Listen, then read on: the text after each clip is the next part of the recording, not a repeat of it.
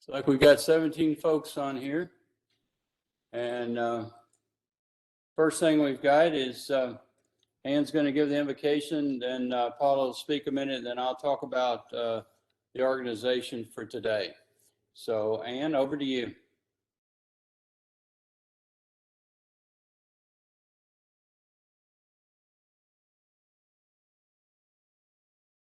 Ann?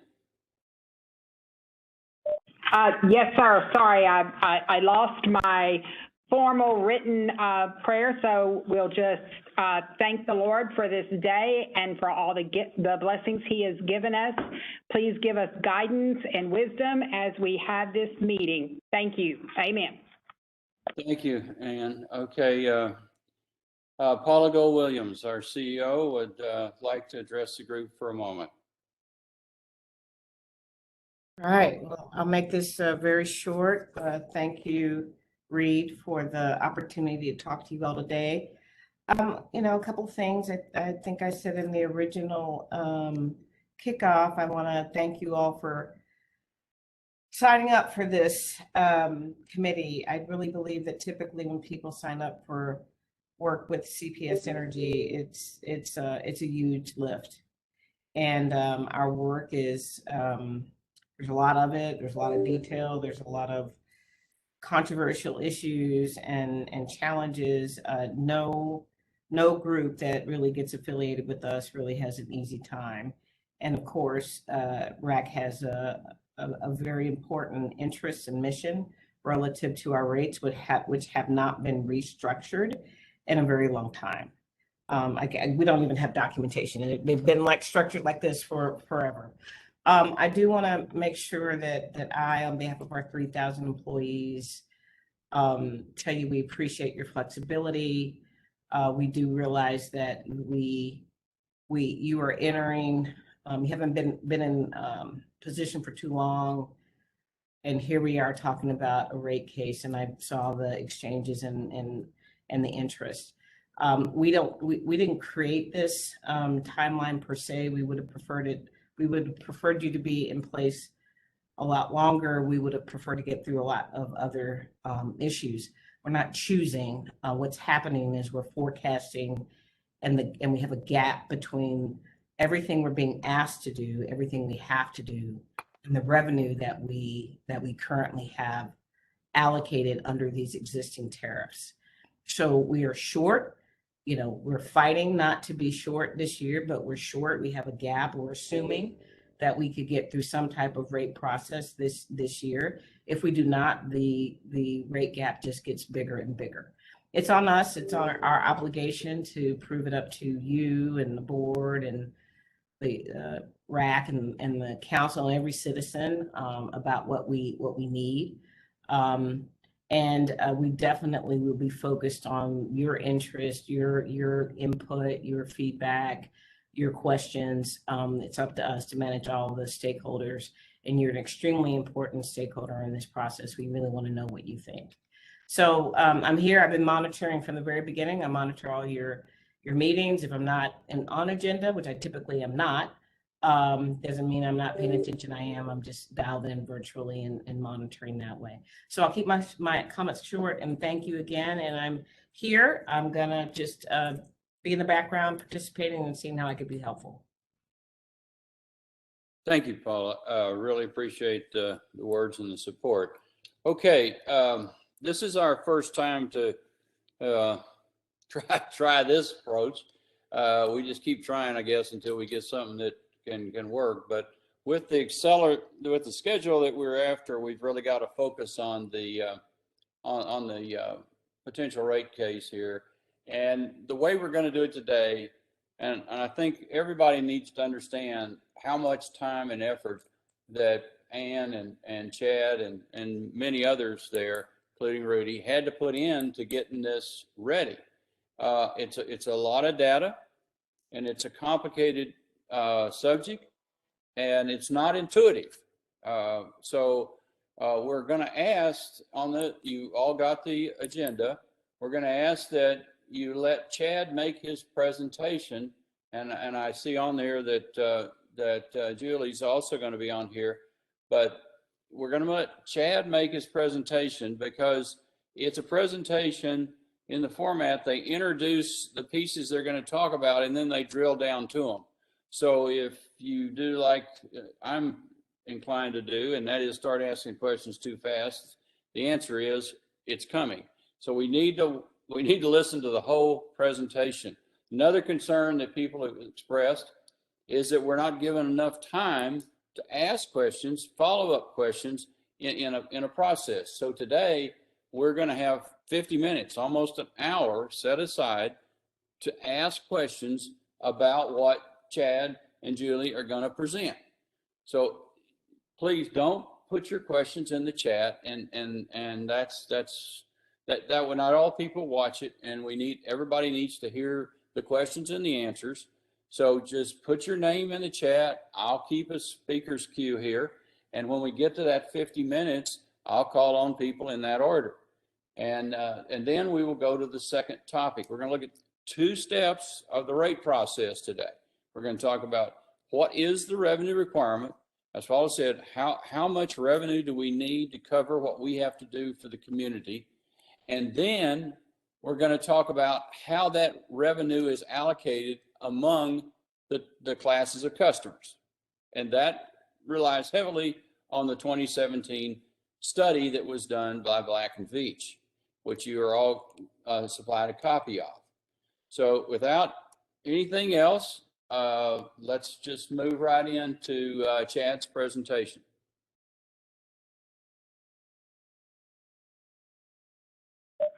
All right, thank you very much, Reed. And Adrian, if you don't mind pulling up the first one, that's the revenue requirements presentation. It's good to be back with everybody. I know we had a couple of weeks since our last conversations. That was a full day. I'll tell you, we were wiped out after that day. So we really appreciate your dedication and your focus through a lot of these long meetings. So as Reed said, the first thing that we're going to talk about this afternoon is the revenue requirements for a potential rate increase. Essentially, the way I think about this is a full committee meeting, but it's really kind of focused on the stuff that the first working group was focused on. So I think we'll have a really good conversation today. Adrian, if you don't mind, flip to the next slide. From an objectives point of view, I'm going to start by providing an overview of the engagement process, the community engagement process when we do a rate increase, specifically to call out your role in that process. Then I'll do just a quick recap on the budget process and how we evaluate the need for a rate increase. I'll summarize at a high level the drivers of our current financial situation, and then I'll dive into each of those items. There's 7 items, and so I'll summarize the 7 items, and then I'll provide details on each of the 7 items. So that's kind of the breadth of what we'll talk about in this portion of our presentation this afternoon. From an agenda point of view, it flows the same way. It's got, Adrian, you can advance to the next one if you don't mind. I'll talk about the RAC's role in our community engagement process. We'll recap the budgetary process, talk about the drivers, and then dive deeply into those drivers because they impact our sources and uses of revenue. And then I'm going to turn it over to Julie Johnson, one of my colleagues here at CPS Energy. She works within our financial services team, and we both work for our CFO, Corey Kuczynski, who has also put a whole lot of work and time into helping prepare us for today. Okay, next slide. Okay, so this is a visual representation of our community engagement process. And we put this together for a couple of different audiences, but this meeting is one of those audiences. A couple of key points that I want to convey to you. Right now, we are not yet in our rate increase process. We're still in this pre-rate increase consideration period where we evaluate our financials, we ask ourselves tough questions, we talk to community leaders and community members of the community, and we further shape and sharpen our financial situation. And so today's meeting and our meeting on October 14th, we are in that period, okay? So it's in that spirit that we are going to share a whole lot of detail about our financial situation and a potential rate increase. And at some point, we will make a more formal announcement that we are going to take a rate increase proposal to our city for consideration. We are not there yet. We do think that's imminent, but we're looking at fall, right? So in the next several months, you are going to be a part of the process leading up to that, okay? And so as Reed said, we're going to focus in for 3 hours today and 3 hours in 3 weeks on the drivers of a rate increase and all the different mechanics of why we think we need it and how much of it and all of the details. And then from there are a lot of other pieces that you will be involved in into the future, right? So that's been the question that I've heard lately is, well, why are we doing this so quickly? And is that it? I thought this was going to be a couple of year, project. So Adrian, turn to the next slide if you don't mind. I want to talk about that a little bit. So we're in this phase where we're seeking feedback and we're talking to people. And part of this phase is seeking feedback from our various advisory committees. Of course, you know about the CAC. They meet once a month. We spoke to them last month, and we're going to speak to them every month for the next several months. But for the RAC, we've been pretty deliberate in our planning over the last 4 months. So we started with 3 intense months of educational sessions, and now we're entirely focused on the rate request. But as we get through this process, it doesn't mean that our interaction with the RAC ends. You are all familiar with the charter of the RAC, with the charge of the RAC. There's generation issues that we want to talk about, and there's rate design, longer-term rate design issues that we want to talk about with you. So we will. Our relationship will continue into the future. And so on the prior slide where I showed sort of bubbles around the RAC and how they keep going, those meetings aren't on the calendar yet. And so that was really just sort of a sequencing representation of stuff to come. But we want you to know that we don't view this as the end of your contribution to providing feedback to our local utility. Okay, with that said, let's jump into kind of the meat of the conversation. Slide 6. Do we need a rate increase? Well, how do we answer that question? On slide 7, I want to show you a slide that I shared in August, a couple of times in August. And remember, we talked about, well, there's kind of 2 parts to this equation. There's our view on how much revenue we're going to get if we don't do anything. We call that our revenue forecast, and that's depicted as the A bubble. Then there's the revenue requirements, and that's B. And revenue requirements, there's lots of sort of semantics here. Revenue requirements is a synonym for our budget. It's a synonym for our cost buildup, right? It's forward-looking. What costs do we think we are going to incur to run this business? B, and how does that compare to how much revenue we're going to get with our expected customers and expected load at our current prices, right? And we said that A has to equal B. If A is less than B, there's a couple of things you can do. You can decrease B so that it comes down to where A is, and that's what we have done for almost 8 years now. We've been very successful in getting B down to A, all right? But after 8 years of that, that's no longer sufficient for us, okay? We've got to get A up to B, and how do you do that? We increase revenue by increasing rates. So we have run our financial scenarios and our financial projections, and like I said, I'm sharing preliminary views with you. We are still tinkering. We're still massaging and finalizing our perspectives on our financial future. But I want to share that with you. So on the next page, slide 8,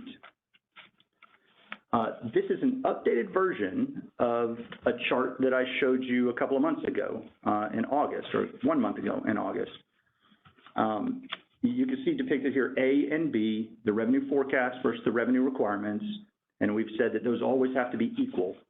So what you're looking at here with the revenue forecast is, here's the revenue that we forecast we will get in our fiscal year 2023, which is mostly calendar year 2022, if we do not raise rates, $2.854 billion. B is our revenue requirements. That's our budget, right? That's our buildup of our cost structure forecasted into FY23. Okay, and as you can see, that's a bigger number, $3.1 billion. So that's a variance of about $250 million, and that's what we need to cover with a rate increase, potentially, okay? Without increasing revenue, we don't cover our cost of service, our expected cost of service. So go ahead and turn to slide 9. What I really want to dive deeply in today is, why does that $250 million gap exist? These are the 7 primary financial drivers of why that $250 million gap exists. I'm going to give you a summary of them right now on this page, slide 9, and then we'll dive deeply into each one of them on the subsequent 20 to 30 slides. On the slide, you can see the 7 listed, and then in the middle of the slide, I got 2 columns. One is sources of revenue and one is uses of revenue. And so I've sort of sorted them based on how they impact our financial picture. And the first 3 are impacting our sources of revenue. They're creating pressure. In other words, they're holding our revenue forecast down, and that's a bad thing, and we got to address it. The next 4 things are increasing our uses of revenue, our revenue requirements. And so the combined effort of some things decreasing our sources and other things increasing our uses, that creates that gap of $250 million. Okay, item number 1, slower organic revenue growth.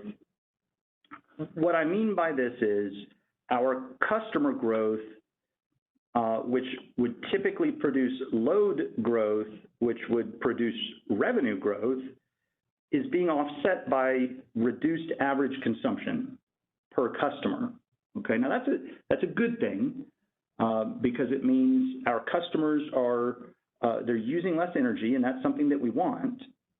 But when they do that and our rate structures are not designed for that, we're getting a disproportionately less revenue growth relative to customer growth. So our costs grow and they outpace our revenue growth. And I'm going to show you kind of the evidence for that statement here in a few slides. The second item here that impacts our revenue forecast, our sources of revenue, is reduced wholesale revenue opportunities. And I'll show you our wholesale revenue forecast. What we're seeing is greater generation capacity in ERCOT, really predominantly from renewable sources, or entirely from renewable sources, I should say.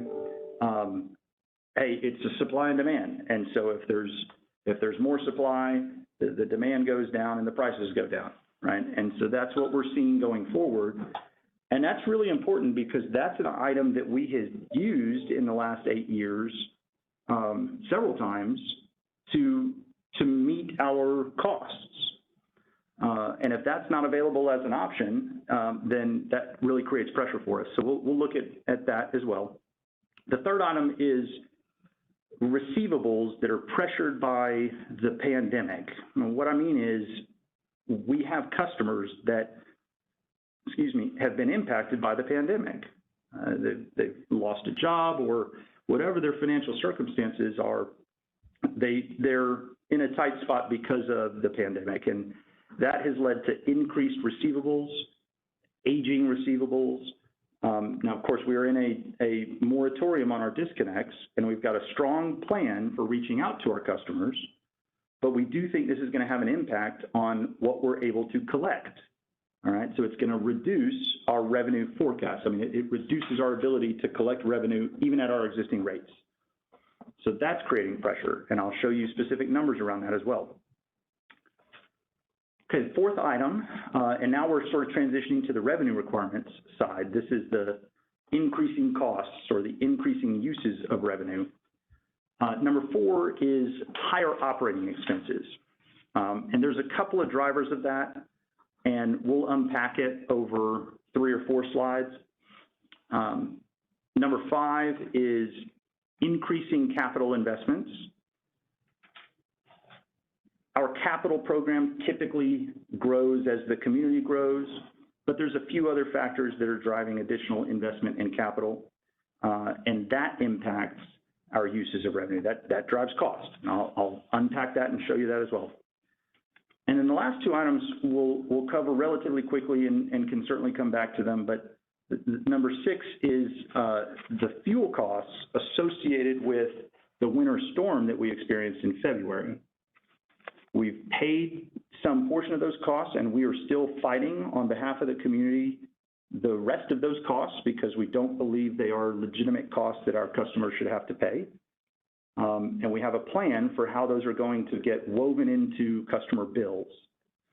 All right, the last item is cash or liquidity. This has to do with our financial metrics. And if you'll remember back to August, I think it was August 19th, another colleague of Julie and mine, Shannon Albert, talked about financial metrics that our rating agencies look at. And when those degrade, it impacts our costs of borrowing. So I'll talk through that a little bit as well. Okay, next slide, Adrian, please. So what we're going to look at today is it's data, it's numbers, and it's not the emotion. It's not, there are reasons that businesses do things that deviate from the dollars, but today we're focusing on just the financials of our decision making. As I've heard Reed say, it's just the facts, right? Which reminds me of Dragnet and Nick at Night when I was a kid. Just the facts, man. Okay, next slide, please. All right, for the next several slides, we're going to talk about those first 3 drivers, the A side of the equation. Okay, so this is the impacts to sources of revenue. All right, slide 12, please. All right, for the next 20-ish slides, in the top right corner next to our logo, you'll see which driver the slide applies to. And we'll go in order, but this is just sort of a roadmap of where we are within our conversation today, okay? So first we'll talk about driver number 1, slower organic revenue growth. So what's causing that? I mentioned that there was sort of this disproportionate growth between our load growth and our customer growth. And that's because of energy efficiency programs. It's also because of just generally more efficient appliances that are being sold today, right? So you can see I circled 2 lines here. The top is megawatt hours of sales. So you can see that the top line is retail electric residential megawatt hours. In FY21, we sold 10.4 million megawatt hours. That's 10.4 terawatt hours. And next year was 10.3, then it jumped to 10.5. Now it's up to 10.6. Now those are forecasted years, but it's a very moderate growth. In fact, I would call that mostly flat. Slight increase to mostly flat. Then if you look at the second red circle on the page, in that same amount of time, we've gone from 884,000 electric customers to almost 950,000 electric customers projected here in a couple of years. So what we're seeing is 15 to 20% customer growth over a short period of time with 5%-ish load growth over time. and that has a revenue impact that you can actually see on the next slide. So turning to slide 11, sorry, 13. I was going backwards. Thank you. This is the revenue that's associated with the load that we sell, okay? And so we've actually provided and sent out earlier, and they are posted on our website, a number of supporting files. And there was a supporting file for the sales, the load forecast on the prior slide, and there is a supporting file for this view. Generally, that's what we've done on these slides, is we've provided you with a supporting file of data that is in Excel format and some in PDF format, but we're trying to give you data that you can interact with and see a more comprehensive picture than you can typically paste onto a slide, okay? But on the slides, we're pasting the stuff that, you know, that really tells the story that, you know, that we're making here. And so on this revenue forecast slide on slide 13, this is without any rate support. You see the total sources line at the bottom. In FY21, we're at $2.5 billion. FY22, it's 2.68, and then 2.85, and then 2.96 billion dollars. Those increases are almost entirely due because of to the rising cost of our fuels. What that means is, okay, I'm getting more revenue, I'm seeing revenue growth, but all I'm doing is paying for the variable costs that I'm seeing increase over time. I'm not really getting additional contribution margin, and I'm not really getting any revenue that falls past my variable costs to offset my fixed costs. And so that is the net effect of driver number one, this sort of anemic organic revenue growth from my customer growth. Okay, slide 14, this gets to our second driver. Okay, so driver number two, reduced wholesale revenue opportunities. This is also in a support file that Ann sent y'all earlier today and also is posted on our website. This screen grab here, we've circled the wholesale electric revenue trend over the last 6 or 7 years and into the next 2 or 3 years. And you can see, so back in FY 2015, we had $410 million of top-line wholesale revenue. Okay, and then it dropped to 223, 167, back up to almost 200. Had a couple of good years in a row, 325, 216. FY21 was low, 132. We think we'll be a little bit above that this year, but we see it flattening, right? So FY23 and FY24, the last two columns, we see it around 156, 160. The problem that we're seeing, well, and it's a problem in a financial sense for us, but it's good for our market overall. More capacity in ERCOT means less ability to sell our baseload energy into the wholesale market. Now, we do have long-term wholesale contracts to some customers in our area.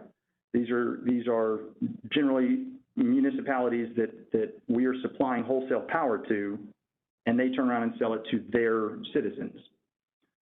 Those are long-term contracts, and so there is some level of wholesale revenue that we can depend on. The real issue is that we don't see years like 2015 or 2019 or 2020 happening in the near future. And those are the years where we had a great windfall of wholesale revenue that allowed us to avoid a rate increase, right? That allowed us to pay for higher revenue requirements. And the problem with that, of course, is just it supports 1 year, right? Maybe 2 if it's really high. But we're just not seeing that into the future. Okay, that's driver number 2. Let's keep on moving. Driver number 3 on slide 15. This is the pandemic receivables item. Okay, I think this is the last of our sources of revenue drivers. What we're showing here is a little screen grab from a weekly report that our customer success area publishes every week. It is related to the past due accounts related to the pandemic. And so what I've circled there is a number of $119.8 million. Let's call that $120 million. This is this week, as of September 19th, so a few days ago. This is the sum total of all of the past due balances from all of our customers. Okay, and so to dimensionalize that a little bit, when we send out an invoice, customers have 16 days from the day we put it in the mail stream to pay their invoice before it becomes past due. Once it's past due, it gets added into this bucket. Okay, so right now there's about $120 million in past due balances. We have developed a very comprehensive plan for reaching out to customers that are behind, that are past due, and creating payment flexibility for them, providing them with programs that they can get on top of it by either, paying it out over a few months or getting on our average, our budget billing program, getting some assistance from REAP. There's a number of different programs that we're reaching out and contacting customers with to help them before we get to reinstituting our disconnections. Okay. Now, the problem is, of course, if it's not paid, the receivables will eventually be written off as bad debt. And that has a financial impact on our customer base, because when somebody doesn't pay their invoice, the cost of providing the power that was invoiced on the bill is still there, right? And so somebody's got to cover the cost. And that year in and year out is a component of our rate, because there's always some customers that fall in financial hard times and aren't able to pay their bill.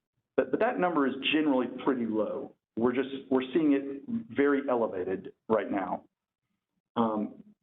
With this driver also, we've provided a backup sheet.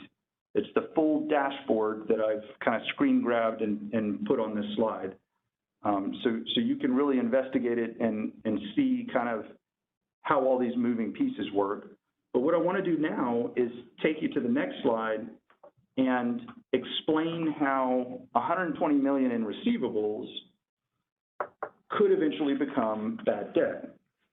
So what we're doing right now, and I'm glad I have my colleague Julie here with me to keep me straight on this. I'm going to try and explain it, and you hit me if I get it wrong, Julie, please. We have $120 million in receivables. We are not actually writing off bad debt right now because we are not doing disconnections. We take those receivables and we accrue for expected bad debt. Okay, and so what I'm showing you on this slide is last year, FY 2021, the current year, FY 2022, and next fiscal year, FY 2023. I mentioned that we have sort of an ongoing kind of baseline amount of bad debt each year. That's about $10 million. And it's relatively stable, 9 to 10 to 11.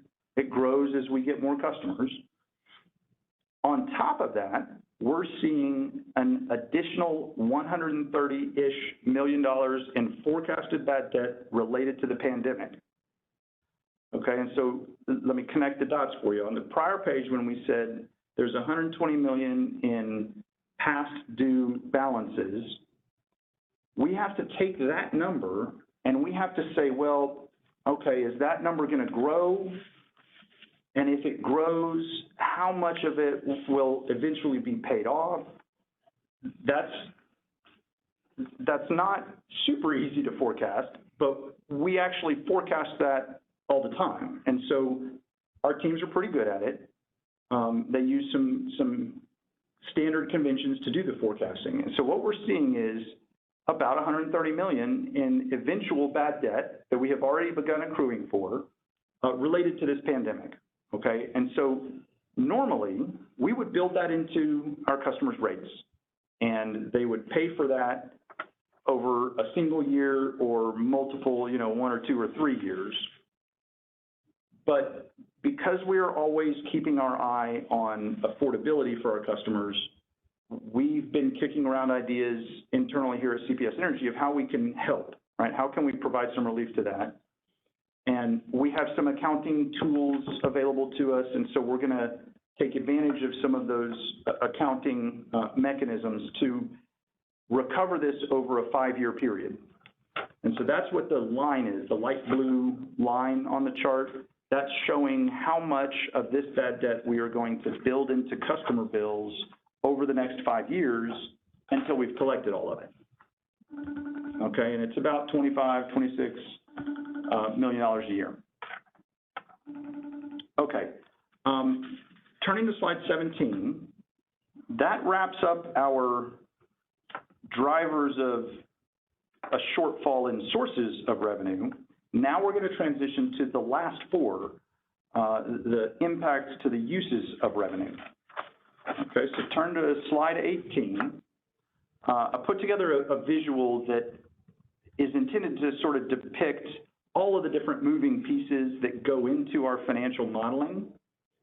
And I did it this way so that I could highlight what we're talking about next, right? So for the next several slides, we're going to talk about O&M. And then I have another slide that looks almost like this, but the capital plan piece at the bottom is highlighted and O&M is muted. So it's just a roadmap kind of thing. All right, so driver 4 is higher operating expenses. Okay, so that's O&M. And if you turn to slide 19, I'm going to explain that to you a little bit. Okay, now, once again, we sent out a file that has O&M data included in it. And what I'm sharing on the next several slides is sort of a snapshot from that file. But we welcome you to open and study that file and email us or come back with questions, okay? Non-fuel O&M. So there's many pieces of O&M. And I've kind of listed the 4 categories of O&M on the slide. There's regulatory, there's natural gas fuel, which we've called distribution gas here. There's electric fuel cost, which is that orange bucket. And then there's non-fuel O&M. Now, the top 3, regulatory, other, distribution gas, electric fuel expense, those are what we call pass-throughs. And that's not a very customer-friendly term, but what it means is those are cost buckets that we take in and turn around and bill the customer for directly. We don't have influence and control over things like regulatory costs. That's driven by ERCOT. That's driven by, in some instances, the federal government. Mostly state government. And so we just turn around and add those to the bill and pass them to the customer. What I want to focus on here is the non-fuel O&M, because that is the portion of our budget, of our O&M expense budget, that we build up based on our needs to operate the utility on behalf of the community. Okay, so that's why it's highlighted in green or there's a green box around it, right? And so in FY 2012, you can see that we started around, $550 million worth of non-fuel O&M each year. It stayed relatively flat for the next 4 or 5 years. It increased a little bit in 2017, close to, $600 million, back down to $580. And then a few years we were in kind of the $600 to $650 range. And what we're seeing is the next couple of years, that's going to increase. We see it going up close to $100 million in the next 2 years. Okay, that's about a 15% increase to that non-fuel O&M bucket. And so what's creating that pressure? What's driving that increase? Well, if you turn to slide 20, this is a zoom in on a file called Historical O&M that was provided this afternoon and is on our website.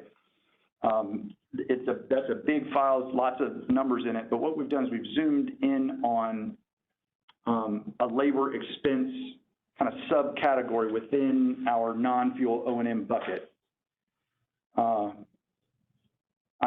know over time I've heard many of you talk about stories in the media and different publications that talk about CPS Energy. So I know you keep up with recent events and things that are said about us.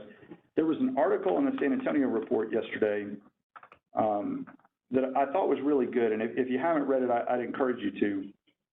It was a summary of the comments that Lisa Lewis made, one of our chiefs here at CPS Energy, during our August board meeting. All of our chiefs talked to our board on that day. Lisa specifically talked about our people headwinds. She talked about how we have managed the quantity of people that work at CPS Energy and how much that has gone down over time. Right now, we are just shy of 3,000 employees. And from her comments, I believe she said that's the lowest it's been in 20 years. I may be wrong, but she's quoted in that article. And so again, I encourage you to read it. What that means is our labor expenses this year in FY 2022 are lower than they've been in several years. Okay, so across the top, you see actual plan. That first plan column, it says budget FY 2022. We are in FY 2022. We're about 7 or 8-ish months into FY 2022. And every month or every other month, we publish what we call an LE, a latest estimate, for the current fiscal year. And our LE right now is telling us $287 million worth of labor expenses. Okay, that's a big reduction from last year and the years before it. But our ability to service the community, to provide, the value that we provide in the community with our current headcount is really diminished, okay? And so we've built into our plan a significant increase in our labor expenses. And in that article, Lisa talks about why. Well, to our board, she talks about why, and then the story was written and it sort of published some of her comments. Not only is it fewer employees, but it is also our ability to keep employees and attract new employees to fill spots from the 30 to 50% of our workforce that is eligible for retirement in the next several years.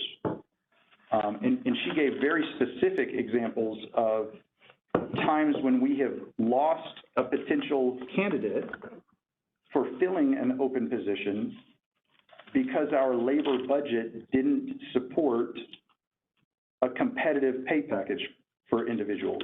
And this has happened dozens of times in the last several months, last several years, okay? And so that's what's circled on this page. On slide 21, this is just a visual representation of those same numbers. So you can see the orange is previous years, and then the blue, the first blue is this year, and then 23, 24 is the forecasted years.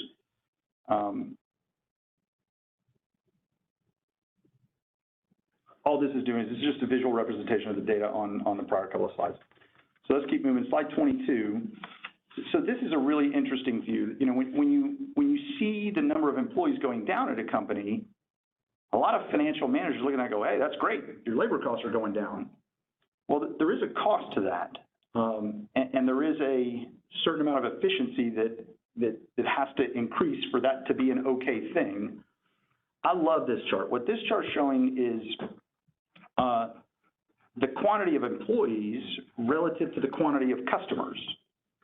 And so the blue line is the quantity of employees that we've had, each of the years that are referenced across the bottom of the chart. That's the blue line. And the right y-axis that starts at the top at 4,000 and goes down to 2,600, that's the axis that applies to the quantity of employees. The orange bars are the quantity of electric customers that we've had, right, in those years. And obviously, that's a very stark picture. as we gain customers, as this community grows, we have significantly decreased the quantity of employees that we are using to serve that community, right, this growing community.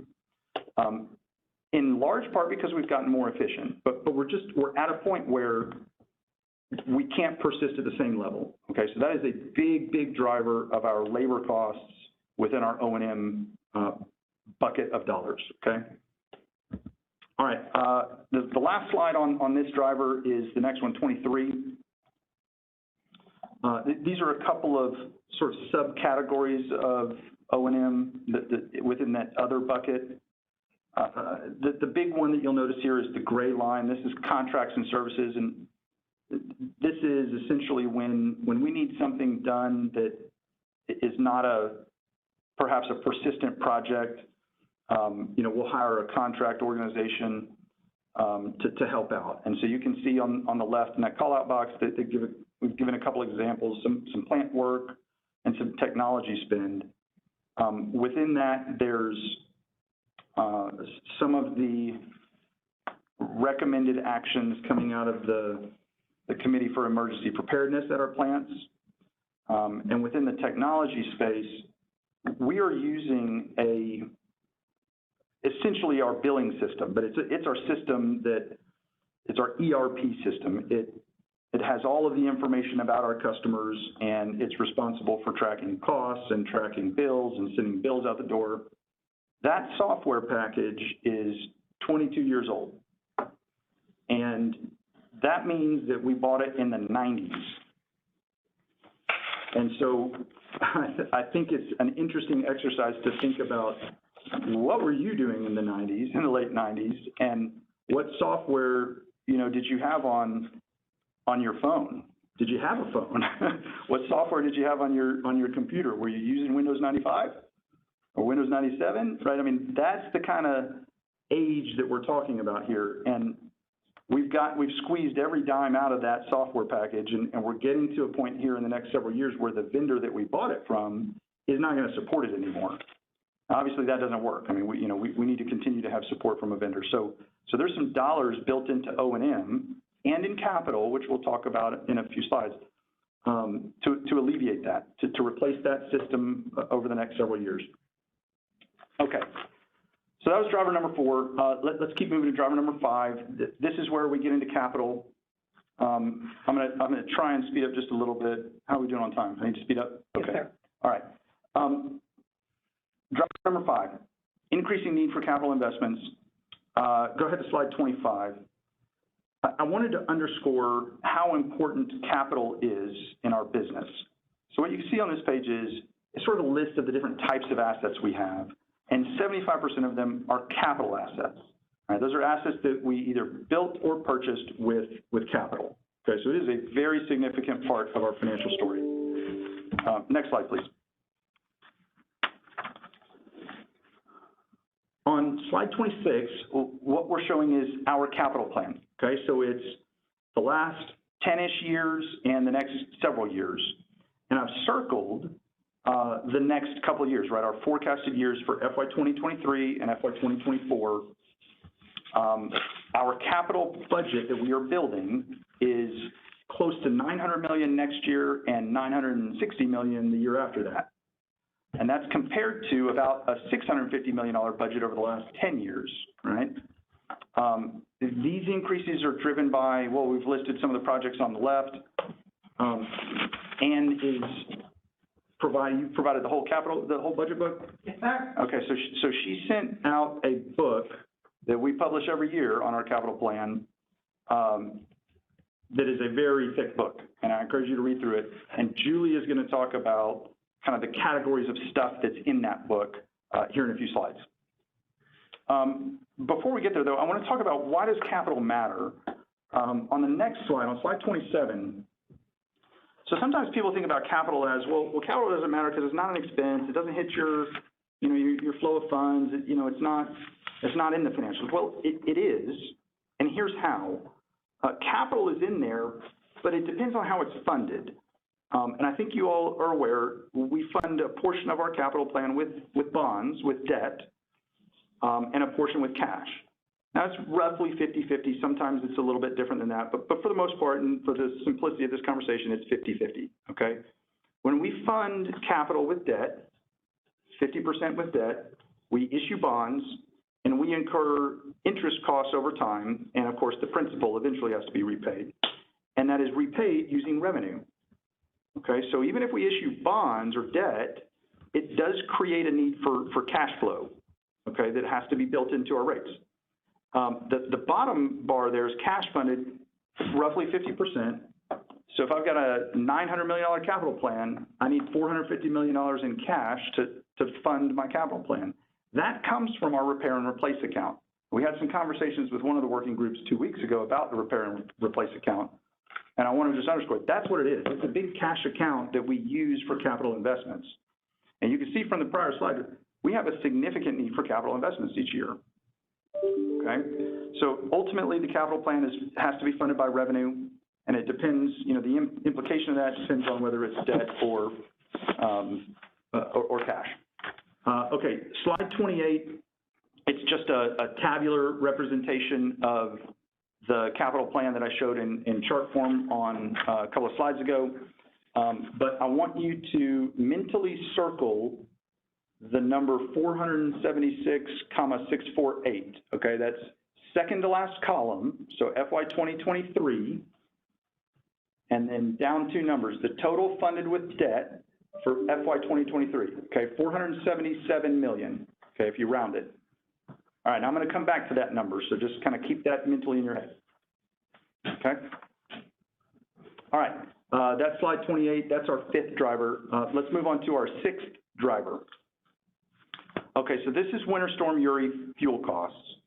And as you all know, we are still in litigation for a portion of this. And so that limits my ability to talk about it with much, you know, with great clarity. But here's the high level that you need to know. We have published a number that indicates we have been invoiced for a little over $1 billion in Winter Storm Yuri fuel costs. Okay, in partnership with an outside agency, we've paid $450 million of that. Okay, that's what we consider to be legitimate. Some of that's electric, some of that's gas. That is the portion that will now be built into our fuel costs, our fuel adjustment that our customers pay. Similar to the pandemic bad debt, we're going to use some accounting tools so that our customers don't have to pay for that all at once. And this is common, and we see lots of our peers doing this in the industry. So we're going to spread that $450 million over 25 years, and we think it'll have about a $1.50 bill impact for our customers. Okay, let's keep going. Slide 30. This is the last driver, lower liquidity / cash. Okay, so on August 19th, part of Shannon's presentation, Shannon Alward's presentation, was a discussion about metrics that gauge our financial health that are very important to rating agencies. One of those metrics was the debt capitalization ratio. Okay, what is debt cap? Debt to equity ratio is called a couple of different things. It's essentially the value of our debt divided by the value of our debt and our equity, right? So it's essentially what portion of your enterprise value is constituted with debt, all right? The rating agencies like to see it around 60%, no higher than 60%. For several years now, we have been a little higher than 60%, but they've given us some grace because our financial health in every other avenue, in every other aspect, our financial health is super strong, okay? Without a rate increase, we see that number floating up even higher, 65%, maybe as high as 66%, okay? And so that is untenable, and we've built some dollars into this potential rate increase to help alleviate some of that pressure. Now, I want to dimensionalize very quickly because I know I'm behind. I want to dimensionalize why that matters to our customers. If we get downgraded, and these are rough numbers, if we get downgraded by our rating agencies, each level that we get downgraded roughly equates to approximately 1 percentage point in a higher interest rate. Okay, so what that means is if I pay a 1% higher interest rate, I'm paying 3% instead of 2%. Okay, for every $100 million that I issue in debt and bonds, I pay an extra $1 million per year, typically for 30 years. The net present value of that is negative $20 to $22 million. Okay, so if I get downgraded, translating all the way through to kind of the end of the story, that means I am creating another $20 million of cost for my customer base, and really they're not getting any value for that. Okay, there's nothing that comes along with that when I spend that extra $1 million a year for 30 years on interest expense. Now I'm going to bring back that number from 2 slides ago, $476 million for our capital plan next year. If I get downgraded and I spend an extra 1% on my interest rate, that's $100 million in negative NPV that I incur over the next 30 years because I got downgraded, because I didn't watch this ratio. Okay, so that's why it matters so much.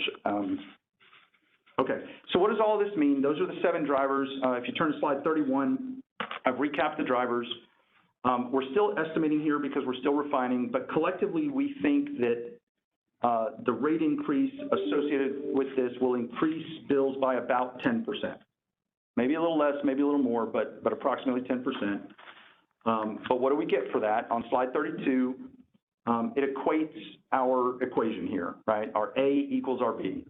And so the difference between slide 32 and the version of this slide earlier in the deck is there's that light purple segment on top of the revenue forecast because we've built in a potential rate increase. And that potential rate increase gives us the extra dollars to make those 2 bars equal, okay?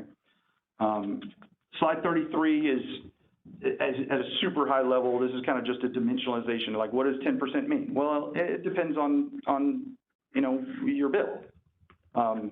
It's a percentage, right? I mean, 10% of 100 is $10, 10% of 150 is $15. It depends on how much you use and where your bill is. Okay, so that was a whole lot of detail and a whole lot of content. I'm going to turn it over to Julie. She's got about 8 or 10 slides to dive into a little more depth on our capital plan and the projects that are included in the capital plan. So, Adrian, I think you can flip to slide 35. One more. There we go. Thank you. Okay, good afternoon. Just like Chad mentioned, I only have a few slides. Just trying to orient you on the capital information you received today. So as you review the information, you'll notice that our capital plans are presented by strategic categories.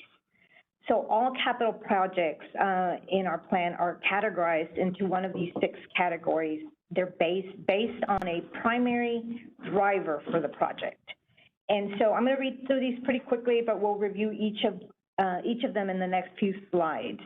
So we've got customer growth, system growth, environmental, legislative, or regulatory mandated, infrastructure modernization, civic improvements, and special projects. So let's move to the next slide. We've got customer growth.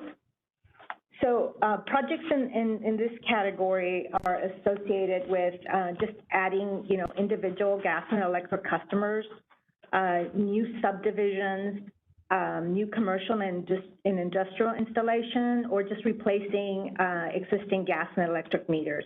Now, this is a significant category, and it accounts for over 27% of our fiscal year 23 total capital plan. Let's flip to the next page.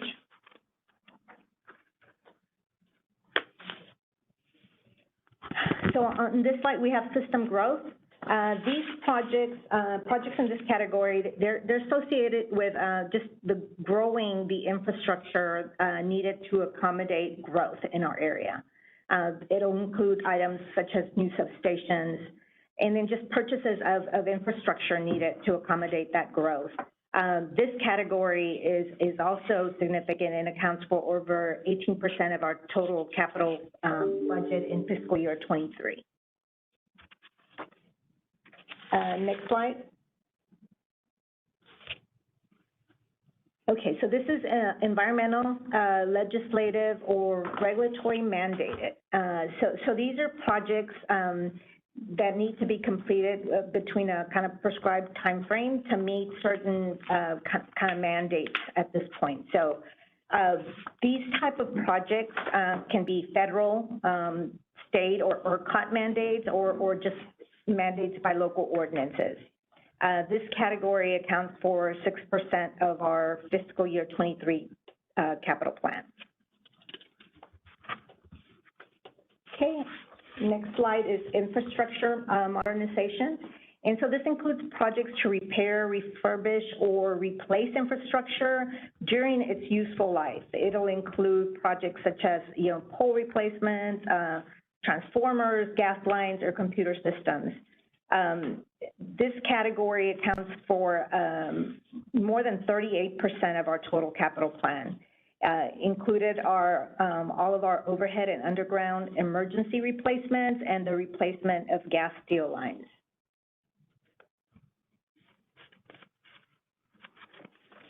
Okay, civic improvement. Civic improvement includes projects associated with city, county, or TxDOT road improvements. Some examples of that are, underground conversions, transmission line relocations, or relocation of electric and gas facilities. And that's probably the one that we're all a little more familiar with because we see it, right? When streets are being widened and poles are being moved and, the additional infrastructure is being moved also. This category is only 4%, but it is directly tied to supporting the city, county, and state on all construction projects. And then the last category is special projects. This category, it includes non-recurring multi-year projects. Some examples are new power plants, new technology, or real estate related items. There's also a few others that are listed here. Now these projects account for 6% of our fiscal year 23 total capital plan. Okay, and this last slide, well, it just provides a snapshot of the summary of capital by strategic category. You received a very detailed recap by strategic category, by business unit, and by project. The justifications related to those are also included in that mail out that you received. Quite expansive information so that you can look at the information by category and dive deeper, if you like, into some of those details. And I think that is my last slide. Yeah, thank you, Julie. I think that's a good kind of tee up to the packet that you've got that has all of the capital plan in it. So, with that kind of concludes our revenue requirements presentation. And I know we have quite a bit of time dedicated for questions. Thank you. That was a very good presentation. I've got a couple, and then I'll start going through the queue here. As I was going through, we need to keep in mind that when we talk about the rate, the fuel cost adjustment is not in the rate. So when you're talking about the total 10%, that is the rate increase and what's getting passed through the fuel adjustment, correct? Yes, sir, that's right. That is what we call our total bill. That's the impact that customers will actually experience. So, there's going to be a lot of discussion, and the terminology, we all need to be aware that if they talk about the increase in the rate, that's not the whole impact. The impact is the 10%. So what is the percent of the wholesale that are spot sales on an ongoing basis? It changes by year. I guess you couldn't disclose what your retail sales, or wholesale retail sales are, or your contracted sales are. But can you give us some idea as that's declining? Is that declining because of how much? Can you give us any more information around the wholesale, because that's a big item in your lower revenue. Yeah, we can get that. My recollection is our longer term wholesale contracts are somewhere between 20 and 40 million. And so the balance of what you would see on that page is, real-time sales, the spot market. Yeah, so there's the percent of what I would call spot sales going forward are quite small. Is that correct? Yeah, that's right. I mean, much smaller than it has been. If I'm looking at the wholesale slide and I say it's 160 million in wholesale revenue. No, it varies. Yeah, so maybe 50 to 70% will come from the spot sales, but we've But seen in as much dollars. as 90%. Yeah, okay. All right, and okay, then let's look at some of the expenses. For example, let's go to the sheet that you passed out on labor. And could you talk a little bit, or somebody talk about two items under labor that are going up a lot? One is assessments, and the other one that's going down is incentives. So can you tell me what assessments is under labor?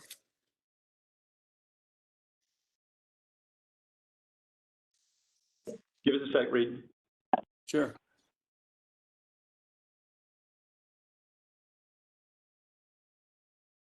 And Femi, the detail that we're talking about here is in the attachments that Ann sent out.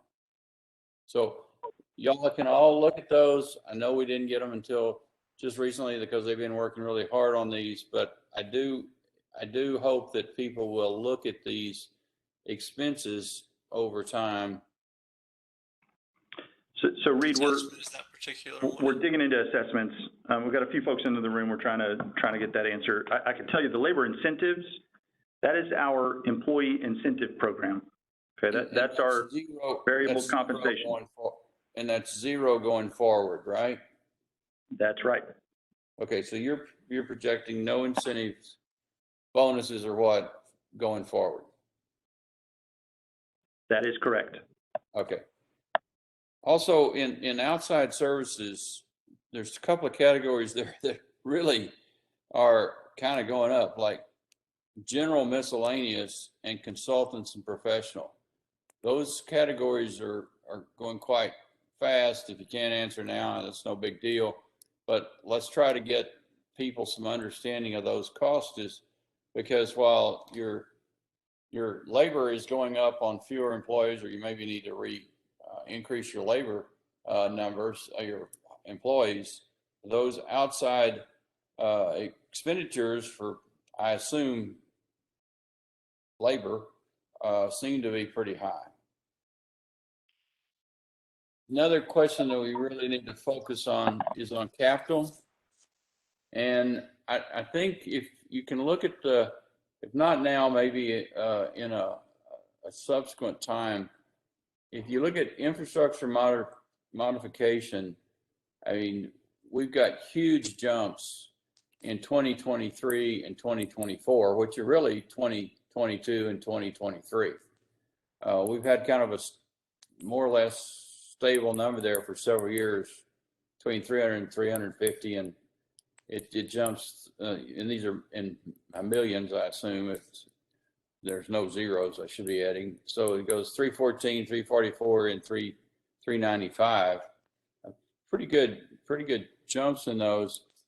And then to your point earlier, under customer growth, where we're going along we have been looking at, maybe 150 normalized, maybe 170. This year it's 194. It goes on up to 242, and then it goes up to 240. And if that is all putting in facilities for customer growth, and in essence what you're saying, we're getting really no revenue impact on that, we need to kind of understand that if we can. Good. Okay, we're writing these down as fast as we can. On that last one, you're right. That customer growth is purely the cost of growing the system to serve customers. Right. And an interesting way to look at that. It is. You're right. Revenue growth. Right, and an interesting way to look at that is it takes about $6,000 to $8,000 worth of infrastructure for each new residential customer that we connect. And it takes 8 or 9 years for their bill to pay for that initial investment. So growth is wonderful, but it can be a little painful when you're growing too fast. Okay, and I assume that this is because Could be, you've got, should be making and money. I guess when everybody connects, there's some fee for connecting. Are you looking at modifying that connection fee? Or are you looking at changing it in some way that it doesn't take so long to pay it back? Okay, don't need to answer that now. All right, let's go to the queue that we've got. We got Dana first. Go ahead, Dana. Well, maybe a little elaboration on what you just asked, Reed. So when, on the flat revenue projections, you know, it's pretty concerning when you're growing and of course not making any money. But isn't it true even on an accounting basis that you could amortize those costs and you need to charge enough to where those new hookups are actually positive from the first year? Wouldn't it work that way on an accounting basis? So in other words, you're not charging enough, you know, for those hookups if you're just, you know, breaking even. And Well, before you answer, go ahead. no, sorry, I didn't mean to interrupt you, Dana. Well, and part of those projections, according to your own slides from previous sessions, one of the things that we have been doing for years, part of the STEP program, is actually in our solar subsidization, we're actually paying to lose revenues for each one of those customers. I'd like to see a breakdown of just where, you know, you're losing revenues or having flat revenues for your hookups. You know, I'm not satisfied with the kind of information you've given us, knowing full well that you're losing money every time you give money for a solar panel. Whether or not it, you know, it does what you say it's going to do, you're losing money on it. And so if you're losing money on it and now you need a rate increase partially because of that, what's the justification? And then the last thing is, what happens if you're wrong on the Yuri storm costs and you have to pay all that stuff? How do you account for that in a potential rate increase?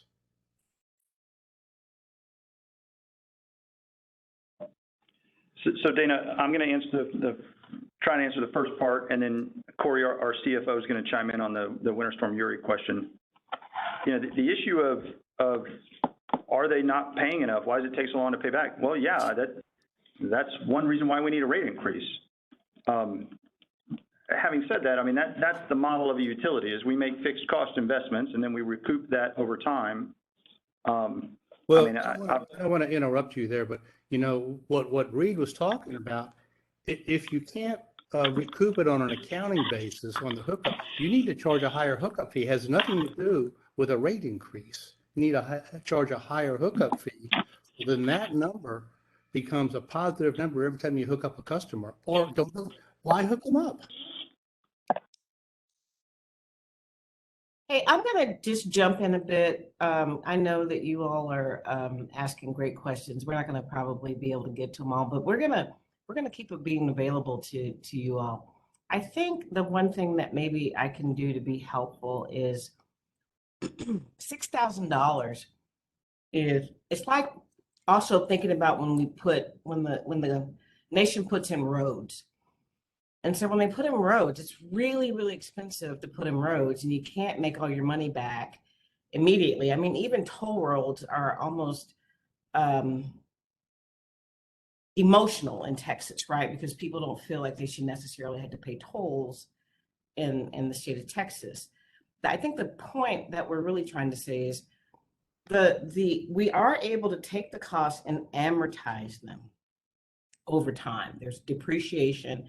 And matter of fact, the hookup of a customer is going to last a lot longer than 6 years, but we're talking about cash flow.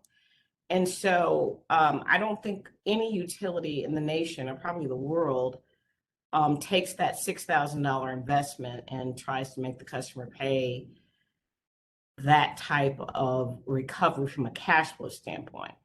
What we do try to do is put all our costs in the pool and spread them over time so that no one customer gets the actual major hit of the investment in first. Another way to look at it is when we do plants, and a lot of people are interested in producing for us, you know, to recreate baseload plants. But when we think about that, a baseload plant costs $1 billion. And what we typically do when we do that is we make that $1 billion investment and we actually build it before all the capacity is needed. Matter of fact, you put it in years before you reach the capacity. You just do the projection and you say, I think I'm going to need all that capacity and take it out. I'll get that by year 10 is when I'm really going to be peaking and leveling that capacity. But this is what utilities do. So the accounting is different and specialized. Let us take it upon ourselves to provide better examples of why that happens. But I also think it's incumbent because this is an infrastructure investment company. And so again, we make money, but when you have to front load your investment from a cash flow standpoint, and when you're floating that with a lot of debt, because you don't have a lot of cash, because you haven't done a rate increase in 8 years, that's what causes the backlog. Ideally, what we'd want to do is we'd want to be cash funding our capital program, probably 70-40, but we're having to cash fund our process about probably inverse. It's 60% debt and 40% cash. So let us take this. These are great questions, but I just wanted to add context. It's because in the industry, it just costs a lot of money to acquire and hold on to and maintain a customer. But it is set up to have and make money. It just takes a lot of cash up front and it takes a lot of financing.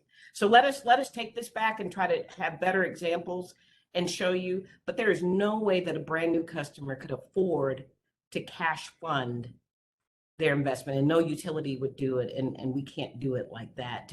It just won't work. But we have a way to show you the mechanics. The problem is the cash flow. Well, Paul, I appreciate that, and I think folks do. There's some assumptions that are being made that when you hook up a customer, how much they're going to use, and so what we're trying to drive at is also we understand we have to invest ahead of time, but somebody needs to show us why we're not getting more response in revenue to the amount of capital we're investing. We know we have to invest ahead of time. Clearly understand you're not going to get everybody to pay the full hookup cost, and then you've got to allocate all the way back through the substation, everything. We're not saying that, but what we're saying is it's puzzling that we're not getting with the growth we've got. Growth is always good for most companies, but the growth we got, we seem to be not seeing the reaction to the revenue that I would hope we would see with this kind of investment. And maybe I'm wrong. Obviously, if you can just give us the assumptions behind the revenue growth versus the capital that we're having to put in. And we will do that. I think what everybody's saying. Okay, let's go to the next question for right now. I'm not clear. Reed, excuse me, Reed. They didn't address the issue of the solar subsidization. They need to address that because it's a revenue negative thing, and they're showing how the revenues are not going up, and they just need to address that. How is it a good thing for CPS to lose revenue with a hookup of a solar panel on your roof? So I guess somebody can take that away, Ann, and work on that for Dana. Okay, that's a good question. Now, next one, I'm not sure here if there was a question from Femi, or you were just asking that Chad show the slides that are in the attachments. Femi, did you have a question, or were you just asking for something to be shown? I have questions, but I'm not in the queue. I was just trying to make sure that as we respond to questions, it helps us to know exactly what we're using to respond to them, or if there are references to material that was just given to us this afternoon. Many of us haven't had a chance to look at them. So sure. You may not get a lot of participation at this time, at least from me, because I haven't had the time to look through these. And I'm sure many other members are in the same position as well. So it was just a comment. No, I appreciate that. And so I think what we'll probably be doing is we're getting some more into the queue here, but we will probably be able to provide some more time in the next session. The next session, just so everybody understand, is the third step, is where we're starting to talk about how things actually get billed. And to some extent, that's got the step in it. So, okay, let's go to Michael. You're next in the queue.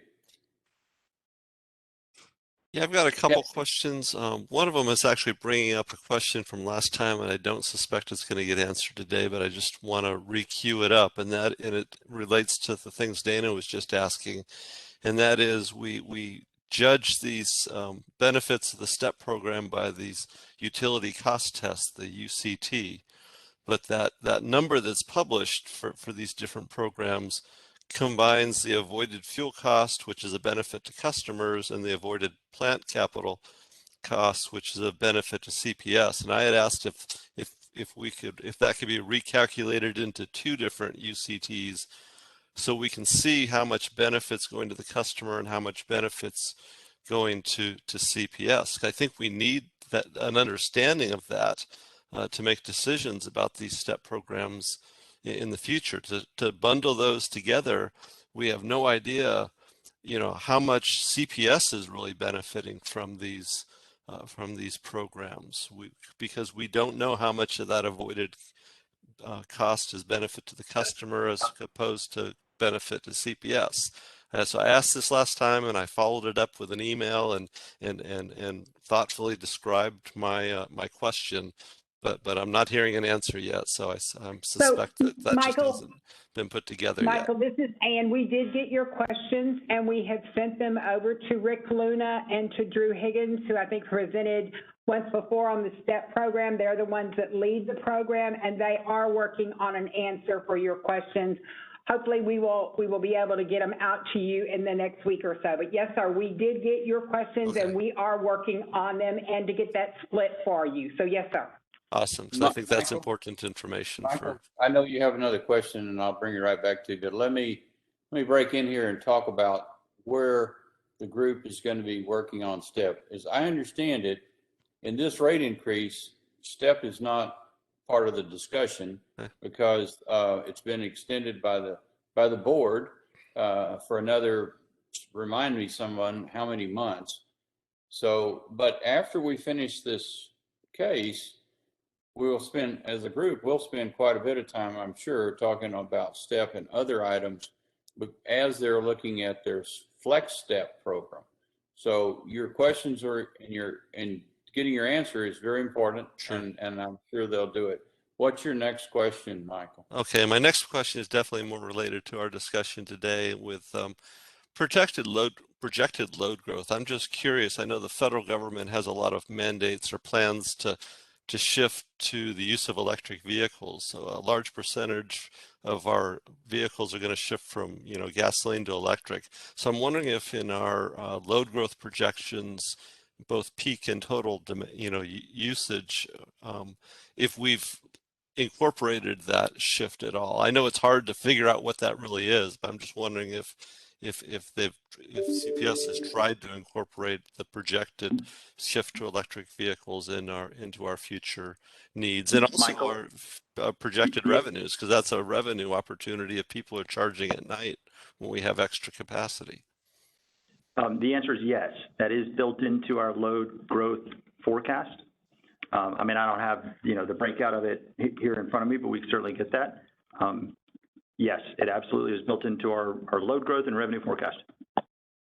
And then one last real quick, easy question is, do we have an estimate on when we expect the residential smart meters to be that conversion to be done? So I know when we look at future rate designs, some of our options are limited if that's not complete, if we don't have smart meters out there for all residential. Yeah, we have substantially completed that project for a number of years, so that should be addressed. Okay. Because today's presentation made it sound like it wasn't complete. No. Okay. Well, we'll clarify that it's not. Okay, great. Thank you very much. Over. Okay, Anita, you're next. Hey, everybody. thank you so much for the presentations. I guess I wanted to, Chad, this question is for you. I want to make sure that I have a, kind of high level understanding here and talk about some of the things that jumped out to me today. Great presentation, by the way. My understanding here is that, when we talk about like, what is really driving the need for the rate increase, the big ticket items. One, you mentioned the rising cost of fuel, right? And obviously the rising cost of operations, there's other details there, but what jumped out to me is the rising cost of fuel. Second, understanding that, we have a lot of, and have built out a lot of capacity for the market. That value isn't there the way it used to be. I guess there's less wholesale revenue because of that. And when you talk about the renewables, that's mostly caused by renewables. My understanding is out on grid, right? Like because we had had that extra capacity to sell at the market. There's more power out there because of renewables built outside of the CPS Energy territory. So that extra capacity we have doesn't have the same value that it once did because there's more options because of renewables. So I want to make sure I'm clear on that we weren't specifically at that point talking about what's happening here on renewables on our grid. We're talking about out in the marketplace and the value of our excess power. Third is obviously what's very I know disheartening for all of us is the impact of the storm, and I would also kind of talk about the pandemic. My understanding is, 120 million past due. That's going to balloon out to or evolve to 132 million. And then the fourth issue becomes, I guess, for lack of don't laugh if I say the wrong word here, liquidity, I guess, because we do have less cash. We have less, things are a little bit shakier. It's going to be harder, more expensive to cover the debt.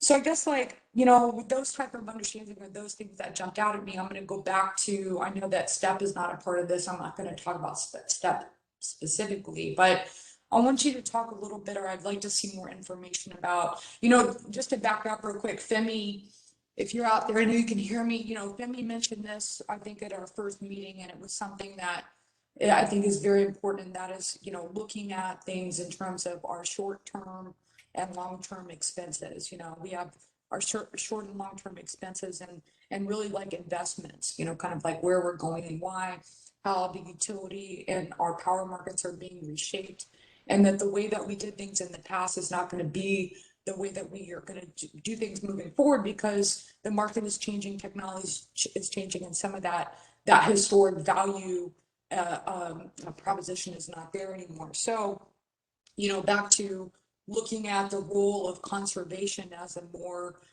economic strategy, because again, one thing that jumped out to me, and we talked about this earlier, Chad, is the power of the fifth fuel, conservation, that it is just straight up more cost effective to conserve. That's where STEP was born from. We talked about this last time. Is that it was a better investment strategy than building out new power at that time. I feel like I would like to see some information of, it's, I don't think it's a big leap for me to think that because of, if that is true, that moving forward, because of the impact of the wholesale market, like, renewable capacity out on grid, that we have less value, that value of conservation becomes more in the framework of one, fuel cost rising, and second, because of the capacity out there. And so it seems like conservation, I would like to see more information about that, if that is accelerated in some way, that cost savings there. And then second is, we used to talk about this a lot, about that value of on-grid renewables versus what's out in the market renewables. And, that's a little bit different, because for me, it seems like it's in the vein of conservation, right? So it's kind of the same thing. It's avoiding building out new power. It's avoiding building out or having to acquire variable fuel. So, and then obviously that discussion around, that's why demand response is so important moving forward. Battery technology is so important moving forward. We mentioned EVs being integrated, even though we've had this 20% of customer growth, it's only like 5% of projected load growth, but obviously EVs are gonna change that. So I guess I'm gonna throw all that out there, and Chad, if you can kind of answer those top questions. Anita, would you kind of summarize those questions for us? I know you had 3. Could you give us the questions? Because I was trying to write them down and I didn't quite get them. Yeah. So I think it's like pretty simple for me. I'm saying, like, given the environment of the market, right, and our decreased value of our capacity, right, that we sell on market that is saturated by renewables outside of our own grid out there on the market, right? Second is because of the increased cost of fuel. What's the question there? I'm sorry. I guess the question is I would like have we recalculated the value of conservation as like an avoidance strategy combined with renewables on grid? Okay. All right, thanks. Sorry, I just. And if you could, anybody could like speak to that.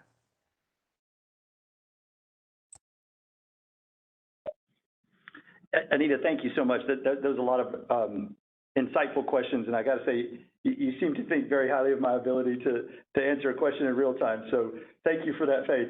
We've written all this down, and we'll bring it back to you. I think your interpretation of the first couple of things that you talked about, the liquidity, rising fuel costs, and bad debt. I mean, I think you heard everything correctly today.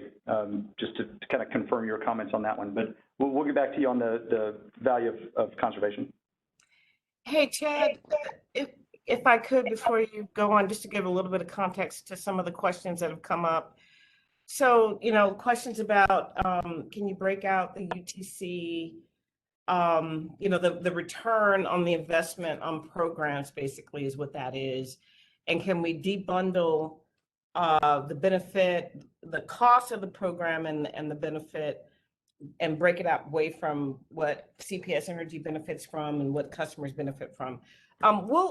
Seriously, we look at the UTC, what you're specifically asking for, the group will make an effort. But the one thing I will say is, when we talk about benefits, and this gets to be pretty tricky over time, we're running a cost plus business. It's not a we get to set our rates and go after it. We put all our costs in a pool.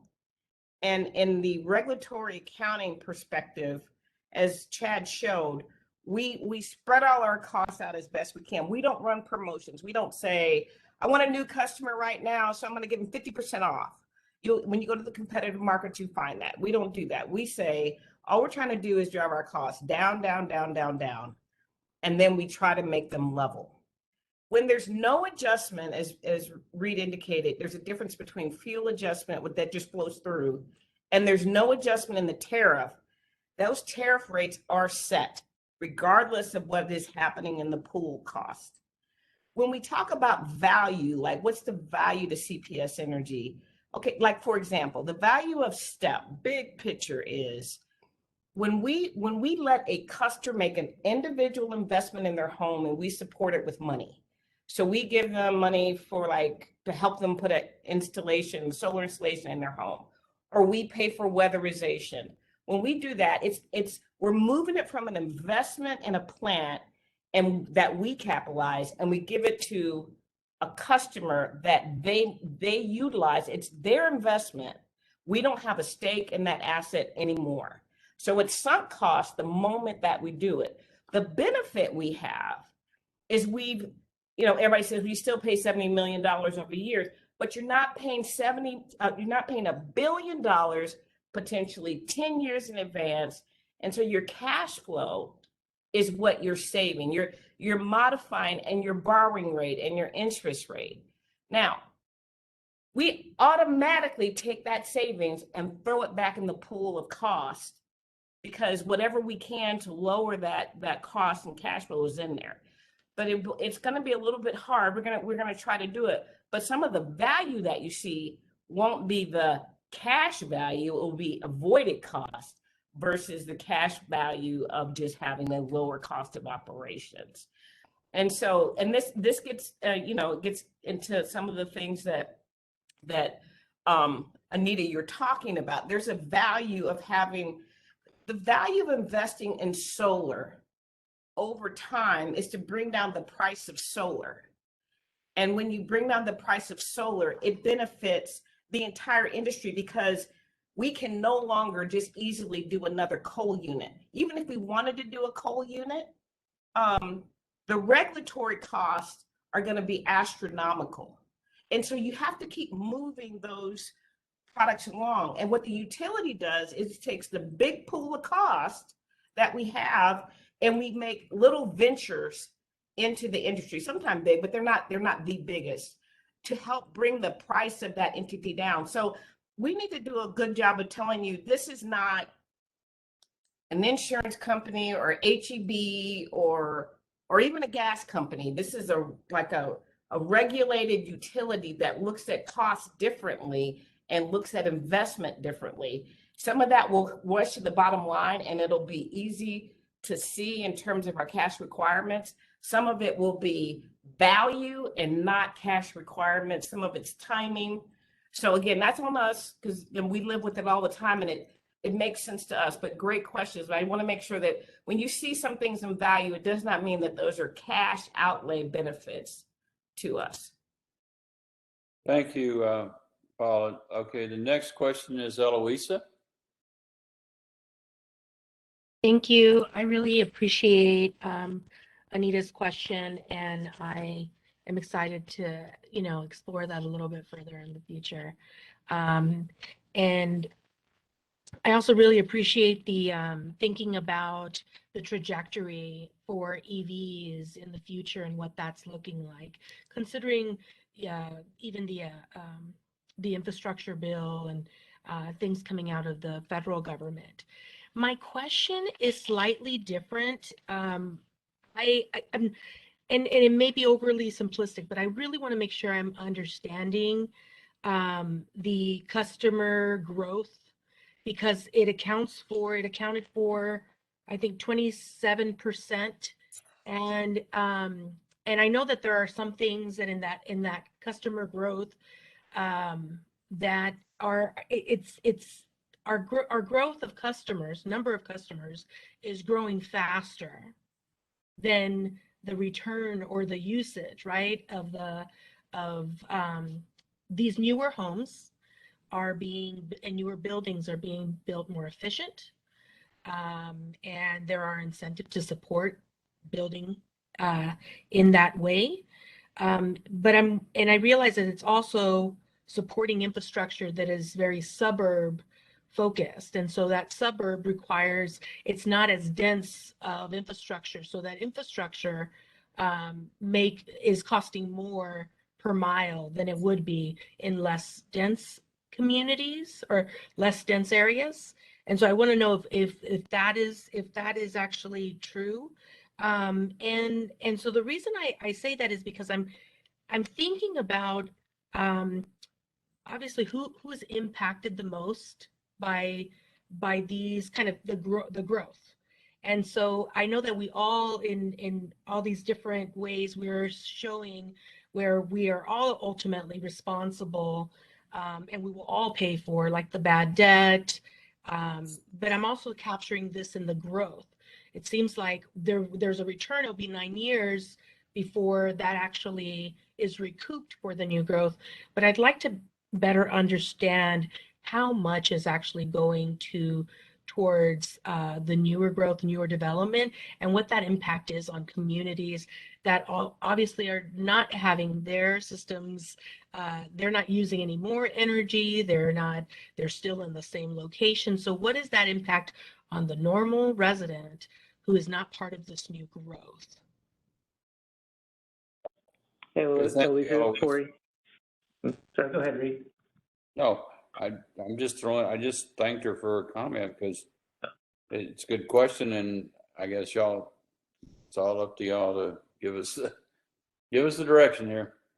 All right. Yeah, absolutely. I'll kind of speak high level, and then you asked a pretty specific question about cost per mile, but you're right. Growth is absolutely a large portion of of our spend. And, no matter where in our service territory the growth is occurring, as we're obligated to serve whatever customers there are. And the inputs, no matter whether it's in the suburbs or in densely populated, the cost of materials and doing that work has gone up. And to your point that we discussed earlier, the pricing we set is from 2013. So, there's that general system-wide mismatch of supporting that growth from a cost perspective, compared to the revenue perspective. And it's expensive, and we have to do that work. I would say that, no matter whether it's in the suburbs or in, densely populated areas, there is significant investment regardless. And so we'll go back and see if there's something more specific we can look at, but the cost is spread no matter where that investment is. One thing that we spoke about, though, at a board meeting, two board meetings, I guess, there is cost that benefits the entire service territory, and broadly, I'd say all the costs do, that they benefit all customers. We put in there, it's on our website, we showed where some of the specific spend was around growth. And, to your point, there is spend in the parts of town where you see faster growth. But there are real benefits across the system, and we'll continue to follow up on your question, Eloise, but we appreciate that. Just wanted to give a little extra context. Thank you. Al, you're in here twice, so why don't you take both your questions now? Al Rodriguez. Okay, well, I'm going to reference slide 35, 38, and 40 on environmental, where you've got environmental, legislative, and regulatory unfunded mandates. How are those broken down? Can we get a percentage as to how much of that is environmental, how much of it is legislative, and how much of it is regulatory? That'd be one question. And then on slide 40, you've got civic projects, and we mentioned roads. When the road is being widened or something, we have to accommodate that and do that. Aren't those costs passed on to the state or federal or whoever it is that's mandating us to move that? Get 2 points. For the detail on the environmental, we have that large project justification book, so that you'll be able to see the detail there. Your second question, the dollars for civic improvement, those are all our dollars are in our right of way. So that's not the dollars that we're reflecting are not dollars that we're getting reimbursed at a later time. It's actual money out the door for us. And the thing I'd added to that, it's not like the road between here and Houston, it's the roads within the city. So every time there is development, regardless of the place in town, if it's in the city of San Antonio limits and they're moving it to improve drainage or, whatever in that location, we are paying for moving our services. We also pay for anything underground or anything overhead. So, that's the utilities obligation. And so the right of way per se is where those lines are. And then we've got to then accommodate whatever needs to be done for a city purpose, a TxDOT purpose, that kind of thing. So TxDOT is not obligated to refund us the cost of that? It doesn't roll into their budget? Mostly no. If we're just moving our services. But if we're moving our services because we're having to, because of something that they're doing, wouldn't it be fair to have them? It would be wonderful. Yeah, we'd love that. The city, has a huge budget, and Reed could probably talk about that much better than I can. But, the city has all these improvements. And again, back to Eloise's point, we even see that, especially, I think we got to look at like the south, west and east sides of town where maybe, drainage hasn't been as good. I mean, that's actually all over San Antonio because of our topography. But the city will make their budgets for them actually doing the roads and doing the major work. And then we actually partner with them to do, again, the parts that are our services and make it work. But when they go out and do a bond package, they're not doing a bond package for CPS Energy's capital plan needs. Okay, well, I guess that's the unfunded mandate part of it, but I was just trying to see if we can, because those budgets are huge, why wouldn't the cost of moving the utility because of this new project be part of that budget as well? Okay, I'm good.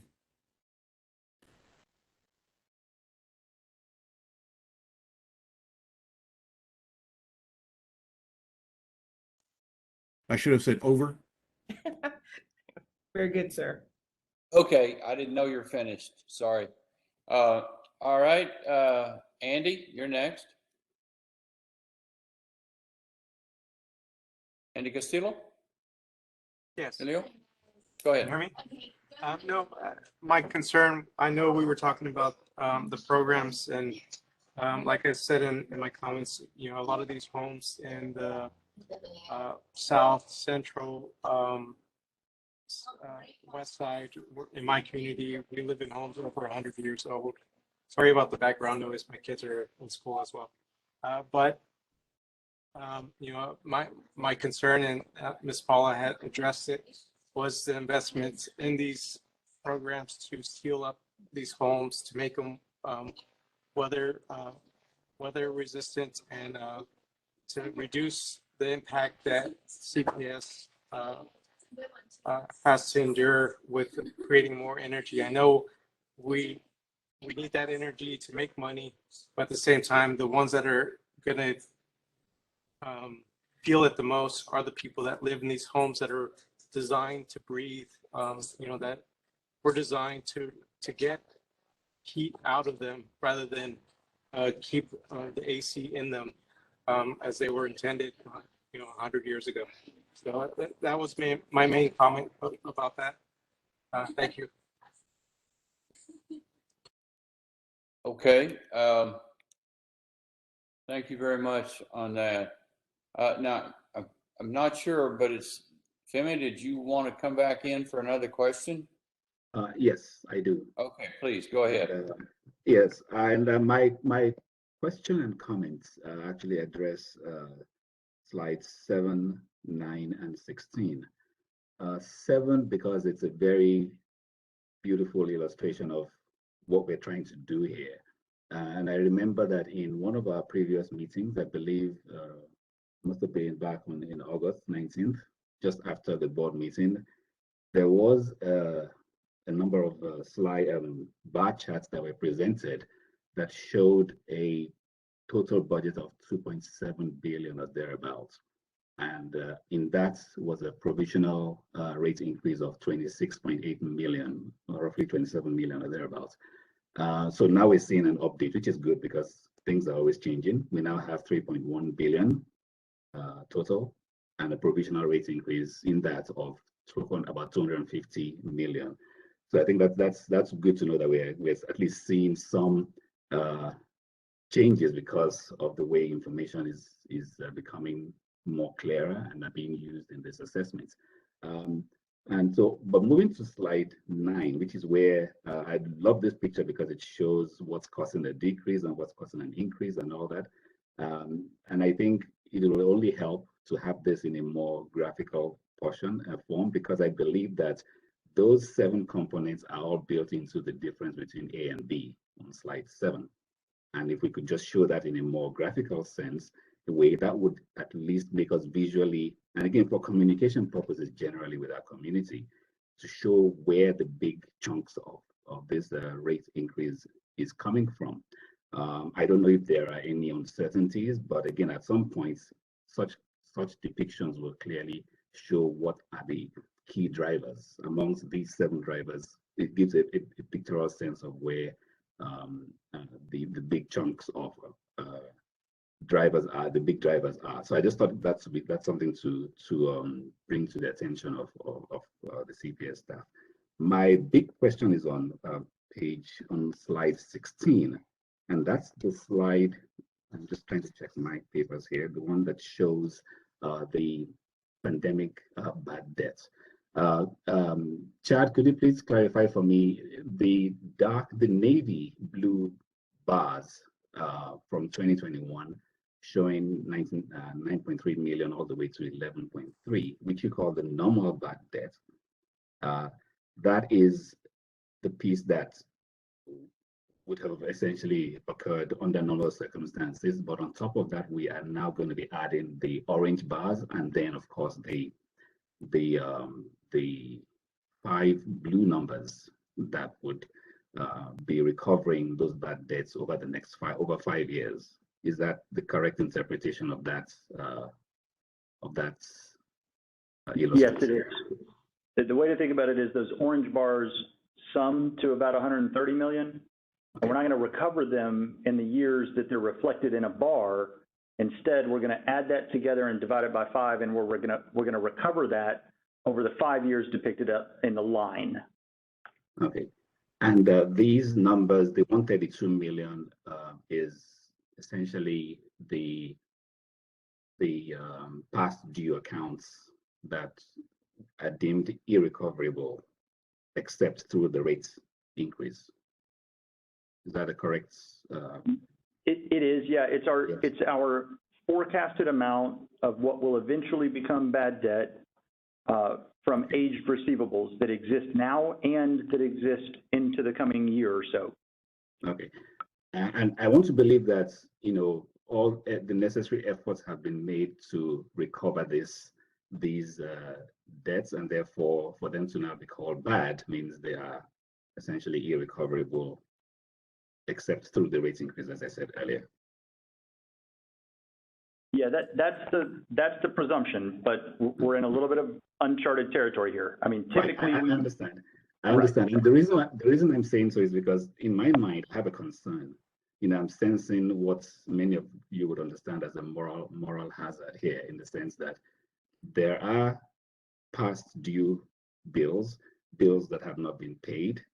There are members of our community who are paying their bills and then have to now essentially incur additional costs because some other members of our community are unable to pay their bills. Now, this is not what's happening, but I sense that moral hazard in the sense that if indeed there is no other way, and I use the word moral hazard because I don't want to be unfair to those who pay their bills, because they've been made to carry the burden for those who can't pay their bills. And that I'm trying to essentially say that CPS Energy should think hard about how to mitigate such potential moral hazard if indeed it materializes. I'm just bringing that up because some members of our community will say, why should we be bearing the burden for those who cannot pay through an increase in our rates?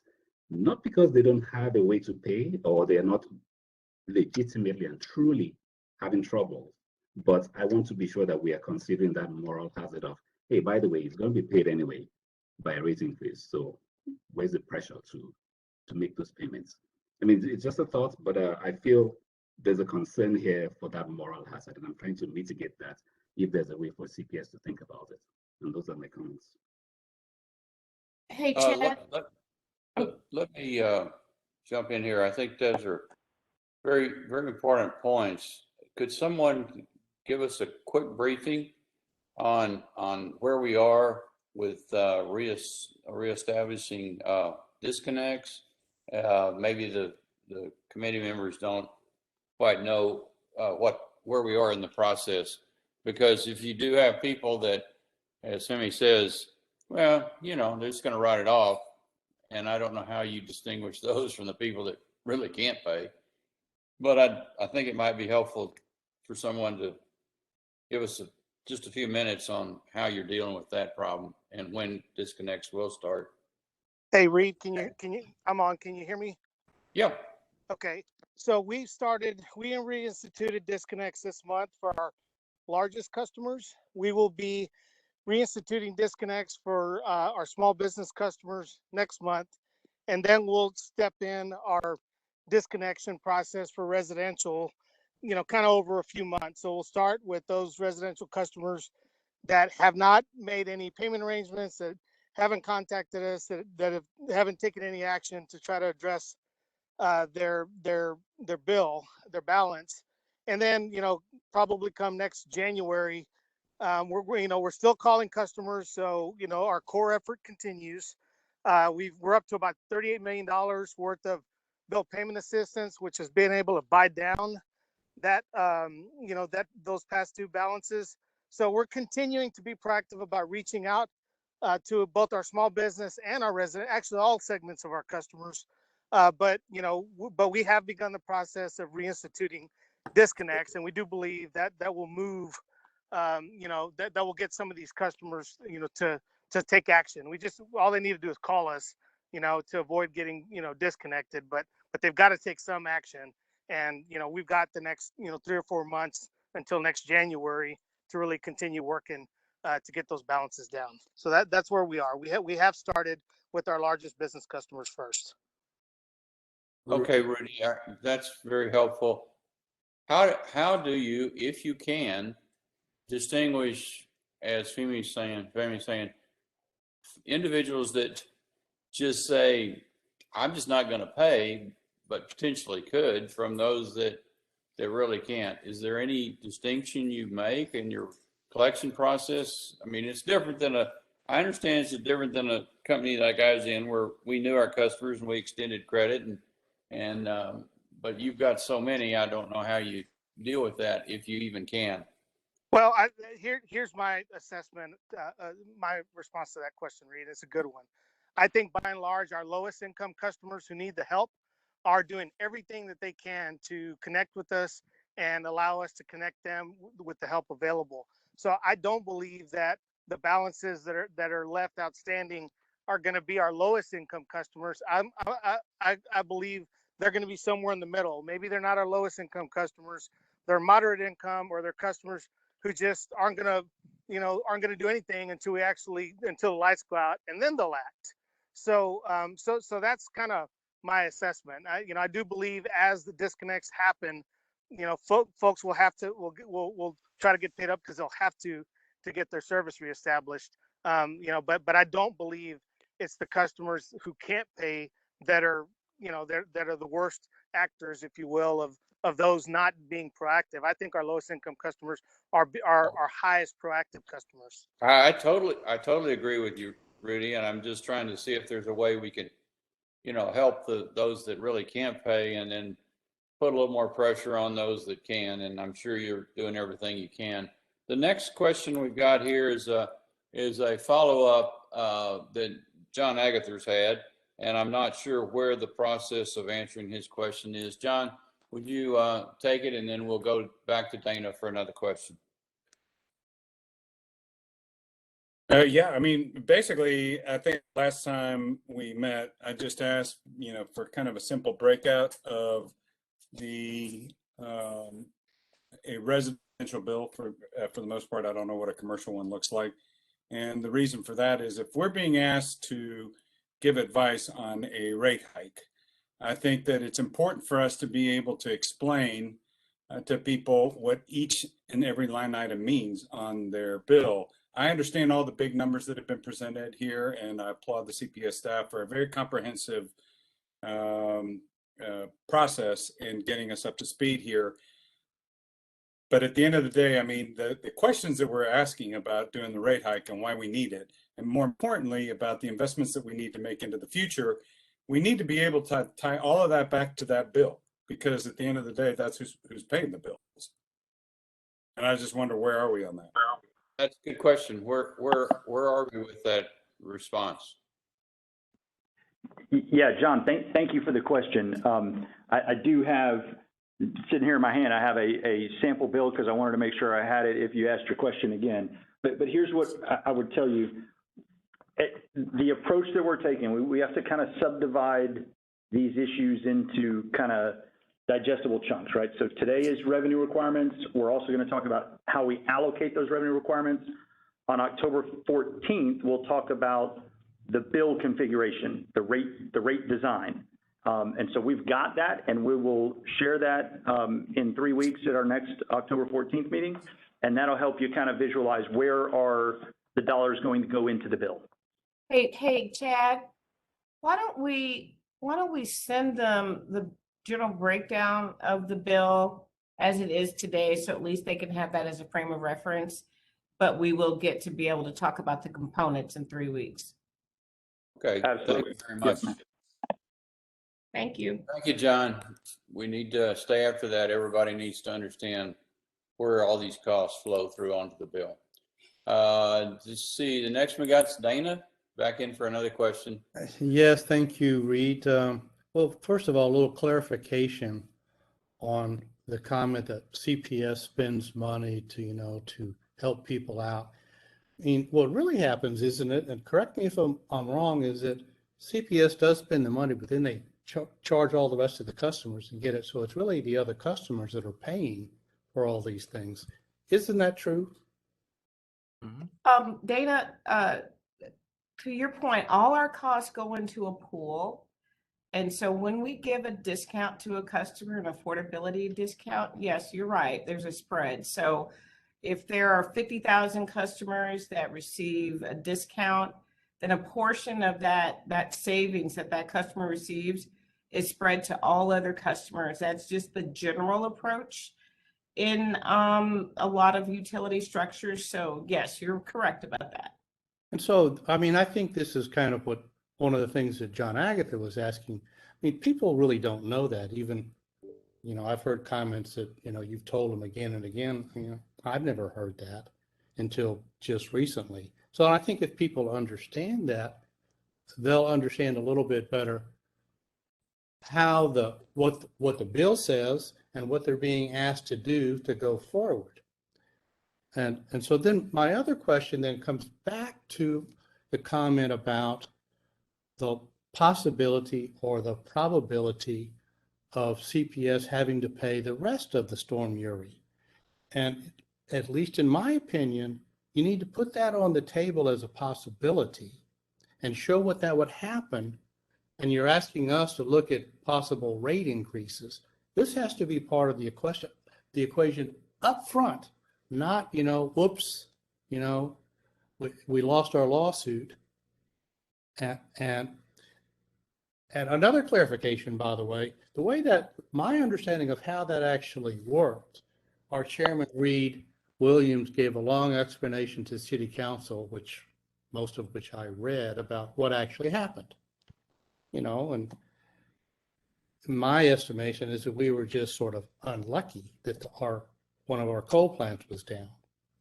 And then we bought a lot of gas. But am I wrong in saying that we didn't have to buy that gas? We voluntarily bought all that gas and charged the city whatever amount of money. We could have said no. And at least in my opinion, we would have been without power, correct? Well, yes, if we didn't buy the fuel, then we wouldn't have been able to generate the power and more people would have been impacted.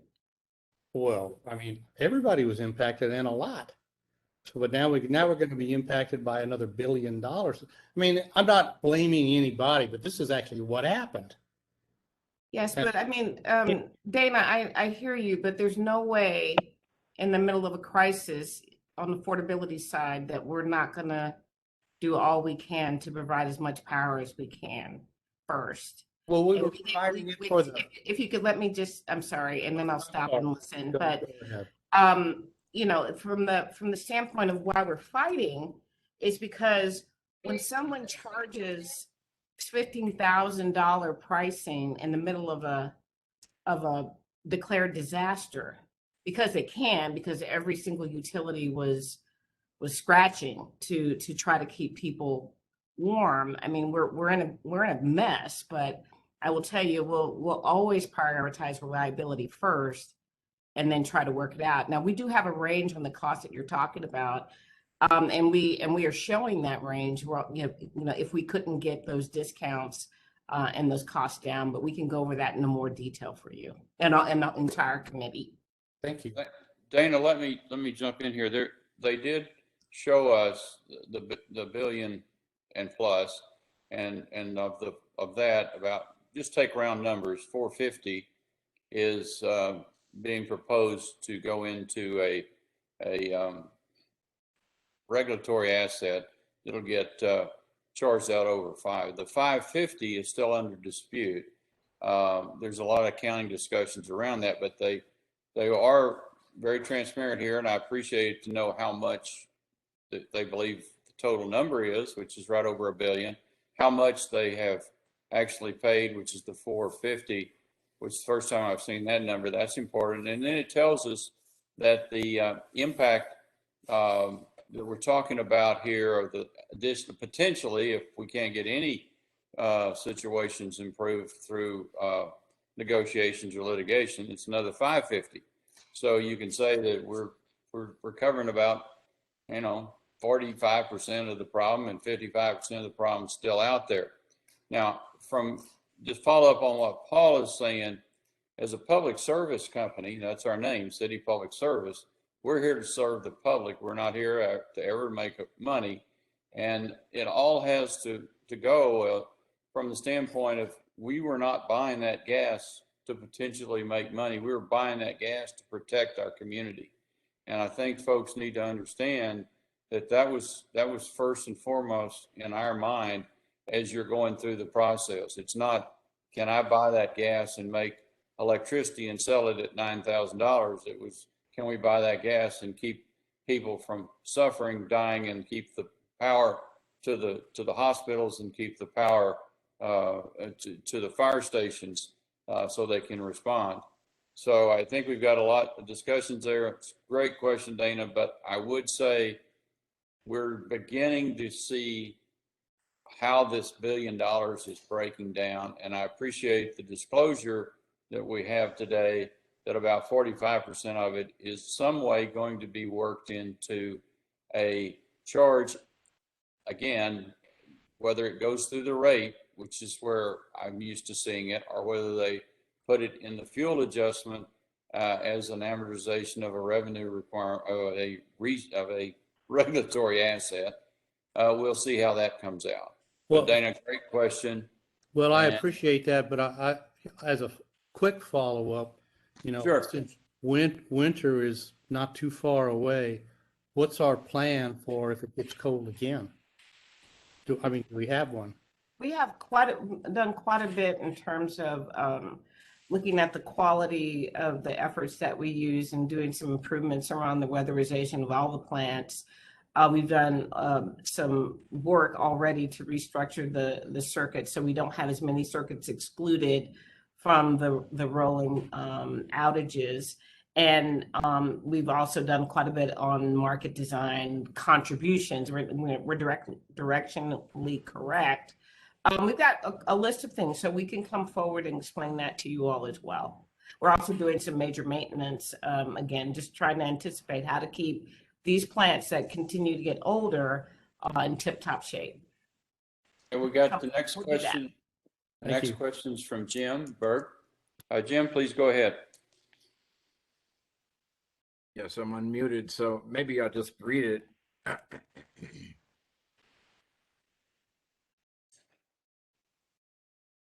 If someone is disconnected as a bad debt, let's say, and then turns around after the disconnect and wants to be reconnected, is that customer going to be held to pay the past due amount, which has been written off? There may be some number of people out there who want to try and game the system. Jim, this is Rudy Garza. Yes, if a customer is disconnected, they have to, bring their balance back up to, to current. Or if they close their account and they want to reestablish a new account, they've got to pay a past due balance on previous accounts. So yes, sir. Thank you. Okay, we've got a comment here from Al. Again, if you'd like to make that comment to the group, we just have a thank you from Anne Maria, and I think everybody can see that. Again, we don't have to put our questions printed out in the chat. just put your name in there and you can say it out loud. So Al, do you have a comment? And then I think I see no more. We're kind of at the end of our time. We need to move to our next section. Al?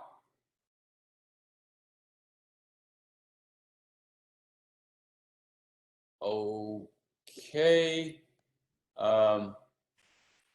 Now I see Peter is back in. Did you have a question real quick, Peter? Yes, sir, I do. Thank you, Reed. I think it's for Rudy. Rudy, on the affordable discount program, can you explain that and what the percentage of individual or customers that were on it pre-COVID and what it is now? And it's related to that pandemic receivables as far as I'm assuming that that group is going to increase. Well, I think that's a great question. I think you can, you got to be within 125% of the federal poverty guidelines to be able to qualify for the affordability discount. And there's a lot of customers who qualify that actually aren't on it. So, we do a lot of work in the community to try to sign up folks who are eligible. And intuitively you would expect that number to go up as we're trying to help people buy down their past due balances. I don't have the number right offhand, but I will work with my team and I will show y'all a look of, what that the number of customers in that affordability discount over time. So if you'll give me a sec, we'll come back to you with that information. Thank you. That's all I got. Hey, Rudy, I would add that I think people, to his point, there are probably more people qualified that are not following through on the application process, Peter. So I think over time, we're going to see this tail of an impact where more people are going to seek to qualify that. And we're just going to try to manage that over time. So great question. And then to Al's question, we really try to work with getting the credits from the federal dollars and from our REAP program, and we take those monies and apply them to accounts. We don't send them checks. So for the funds that we can see from CARES funds and trying to still get ARPA funds, that whole thing that happens with renters who may take the check and use it for something else, we're taking the funds, getting them from the federal dollars or getting them from our contributions and applying credits. Thank you, Paul. Welcome. Okay, let's move to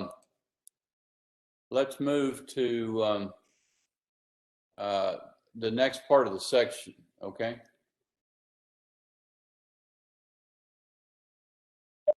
Sure, absolutely. And I just want to point out, I added into the chat box, my marketing team reminded me that we actually have a very, very great section on our website that lays out the residential bill and all the components that are in the bill and just does a really good job explaining it. We will also send out a sample, but I wanted to go ahead and share that link with you. Okay, so our second conversation today, I think this one will be shorter. This is sort of step 2 in the process. This is allocating the revenue requirements to customer groups. And so on page 2 is our objectives of this conversation. I'm going to do a quick recap of the output from a cost of service analysis. We shared this a month and a half ago or so. I'll summarize how the allocation process works and then break down costs that are allocated to the customer groups. And then I want to make sure everybody is aware that we have provided the full cost of service study to our RAC members. So that went out as part of the email distribution earlier today.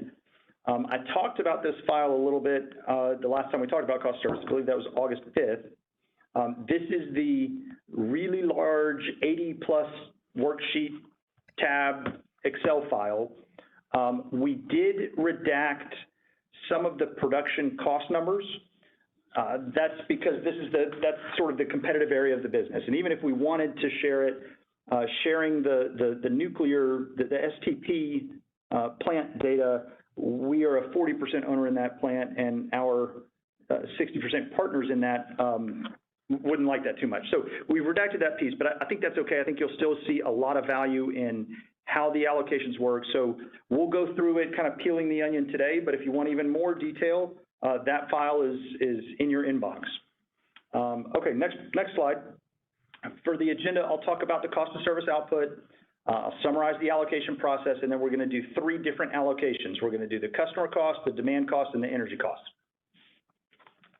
Okay, next slide. So where are we within the process here?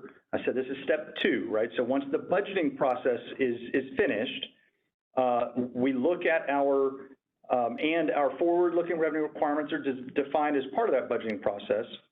Our backward-looking normalized cost of service study, we then use that to spread the incremental revenue requirements to each of the customer groups, okay? Slide 5, please. Okay, this is a slide you've seen before. This is the output of the cost of service, okay? Again, this is our FY 2017 cost of service. You got the revenues on the top bar and the cost on the bottom bar. I'm showing this to you purely to kind of orient you back to one of our prior conversations. So on the next slide, we take the cost of service bar and sort of blow it up and sum it. So if you don't mind, Adrian, go on to the next slide. All right, slide 6 here. So this is the cost to serve block of numbers from the prior slide. What's different is that on the right-hand side, there is a total bar, a summation bar for each row. Okay, now going across the bottom is the summation for each column, but the row is what matters when we start to do sort of the allocating. So what I'm doing is I'm taking you one step backwards in the process from, okay, that was the output summary table. Well, how do we get to that? Well, we have these total costs on the right-hand side, and there are a number of allocation methods that are used to spread those dollars to the other customer groups, okay? And that's what's circled on this slide. So for the cost of service study, we had 2.05 or roughly $2.1 billion on the electric side that needed to be spread to all of our customer groups, okay? And so the result was 53% got spread to our residential group of customers, 1.09 billion, okay, and then so on for the other customer groups. And just to level set quickly, PL is our small and medium business customer group, and then LLP, ELP, and SLP are our larger commercial customers. And so for sort of a frame of reference, we've got about 800,000 residential customers. We've got about 80,000 small and medium business or PL customers. We've got a little more than 2,500 LLP customers. We've got about 250 ELP customers, and we've got about 40 SLP accounts. That's the super large power, big installations. Okay, next slide, please. Okay, conceptually, when we do these allocations, the reason there's 80 tabs in the Excel file is because it's complex. It's not as simple as taking a single bucket of dollars and dividing it by some, denominator allocator and spreading it to each customer group. Okay, so we take hundreds of line items of cost and we functionalize it into our various lines of business. So production equals generation. That's just the cost of servants parlance for generation. So generation, transmission, distribution, and then there's a big other bucket as well. Once we do the functionalization, then we classify it. Is it a demand-related cost? Is it an energy-related cost? Or is it a customer-related cost? Then we can take the allocation step, right, where we allocate it to a specific group of customers. I'm going to focus in on this distribution cost bucket on the next slide. So Adrian, go ahead and flip us forward one slide. The reason this is not just a simple thing to trace through, each bucket of cost, in this case, I'm showing you distribution costs, has sub-buckets of cost, and those sub-buckets have sub-buckets of cost. And each one of these individual line items of cost gets allocated in potentially a different way. Okay, so that's all this is saying, this slide is saying, is that there's a lot of complexity to this process, but I'm going to show you that on the next couple of slides. So slide 9,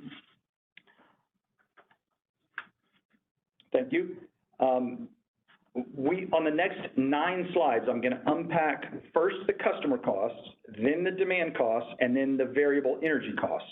Okay, so I'm just trying to orient you on where we are in this conversation.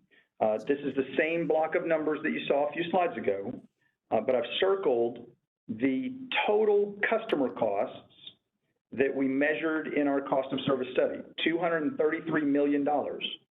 Okay, how do we get that $233 million spread out to each of our customer groups? Flip to the next slide. On slide 10, going down the left-hand side is a list of the biggest buckets of cost. Right now it's rolled up a little bit, but those are the biggest kind of high-level buckets of cost. What I've circled in green are the approach or the methodology for allocating that bucket of cost. All right, and you can see that almost every single line item of cost has a different allocation approach. The first step, that primary lines, okay, these are customer costs related to our primary lines, $59.9 million that we somehow have to figure out how to spread out across our groups of customers. In this instance, in this example, this case right here, we take the number of customers that take service through our primary lines. And the next bucket is secondary lines, and we take the number of customers served through our secondary lines. All right, and so the way to think about it is that cost line item gets divided by the allocation line item, and that creates the rates on the allocation table next to it, and then those get multiplied by the cost bucket to get to the allocated costs, okay? So what's circled at the bottom on the left is the $233 million in total customer costs that you saw on the prior slide. And then in this data table, you can see we've unpacked that, developed allocation rates, percentages, and then multiplied those percentages by the cost bucket to get the allocations to each of the customer groups. And then they sum at the bottom in this red circle, okay? And if you turn to the next slide, the numbers in that red circle are in the table on slide 11. There we go. So those are the same 5 numbers that were circled on the prior slide. Okay, so what I've done is I've taken you on this little journey from $233 million to the buckets of cost that roll up to that $230 million, the allocation methodology for each bucket of cost, and how that translates to a percentage that gets allocated to each customer group, and then the resulting dollars that got allocated to each customer group based on those percentages that were based on the allocation method. Okay? Now, I said there were 9 slides. That was the first 3. Those were the customer costs. On slide 12, we're going to do the same 3-slide progression, but we're going to do it on the demand cost. So instead of that $233 million, we're going to do it on $877.7 million. All right, and so we circled it there. Go ahead and turn to the next slide.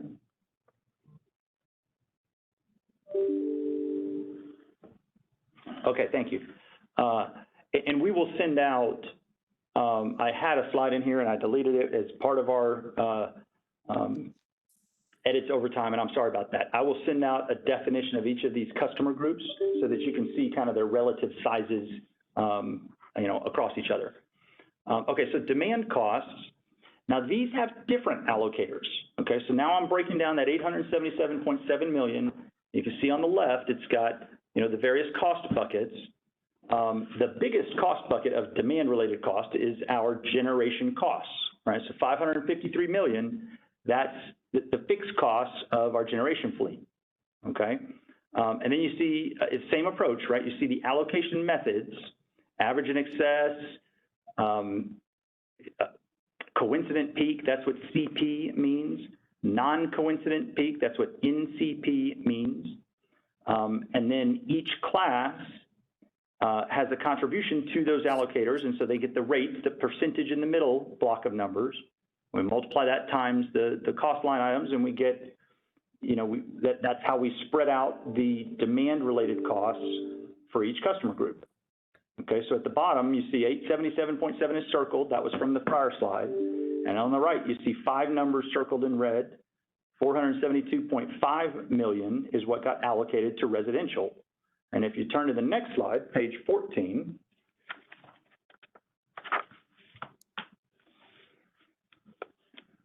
you see those same 5 numbers, okay? Teleported magically back into the same little block of numbers, right, that we've been looking at. So 472.5 million is a first number. It's demand-related costs allocated to residential. Okay. Okay, next slide. Okay, so that was the second 3 slides, right? So now we're through 6 of them. I got 3 more. These are the same 3-slide progression, but now we're focused on energy costs. Okay, so I've got 475 million in variable energy costs that I have to figure out how to spread across my different customer groups. Okay, so how do I do that? Turn to the next slide. This one's a little bit easier because there's really only a couple of allocation methods. You might think that it should just be one allocation method, the number of kilowatt hours.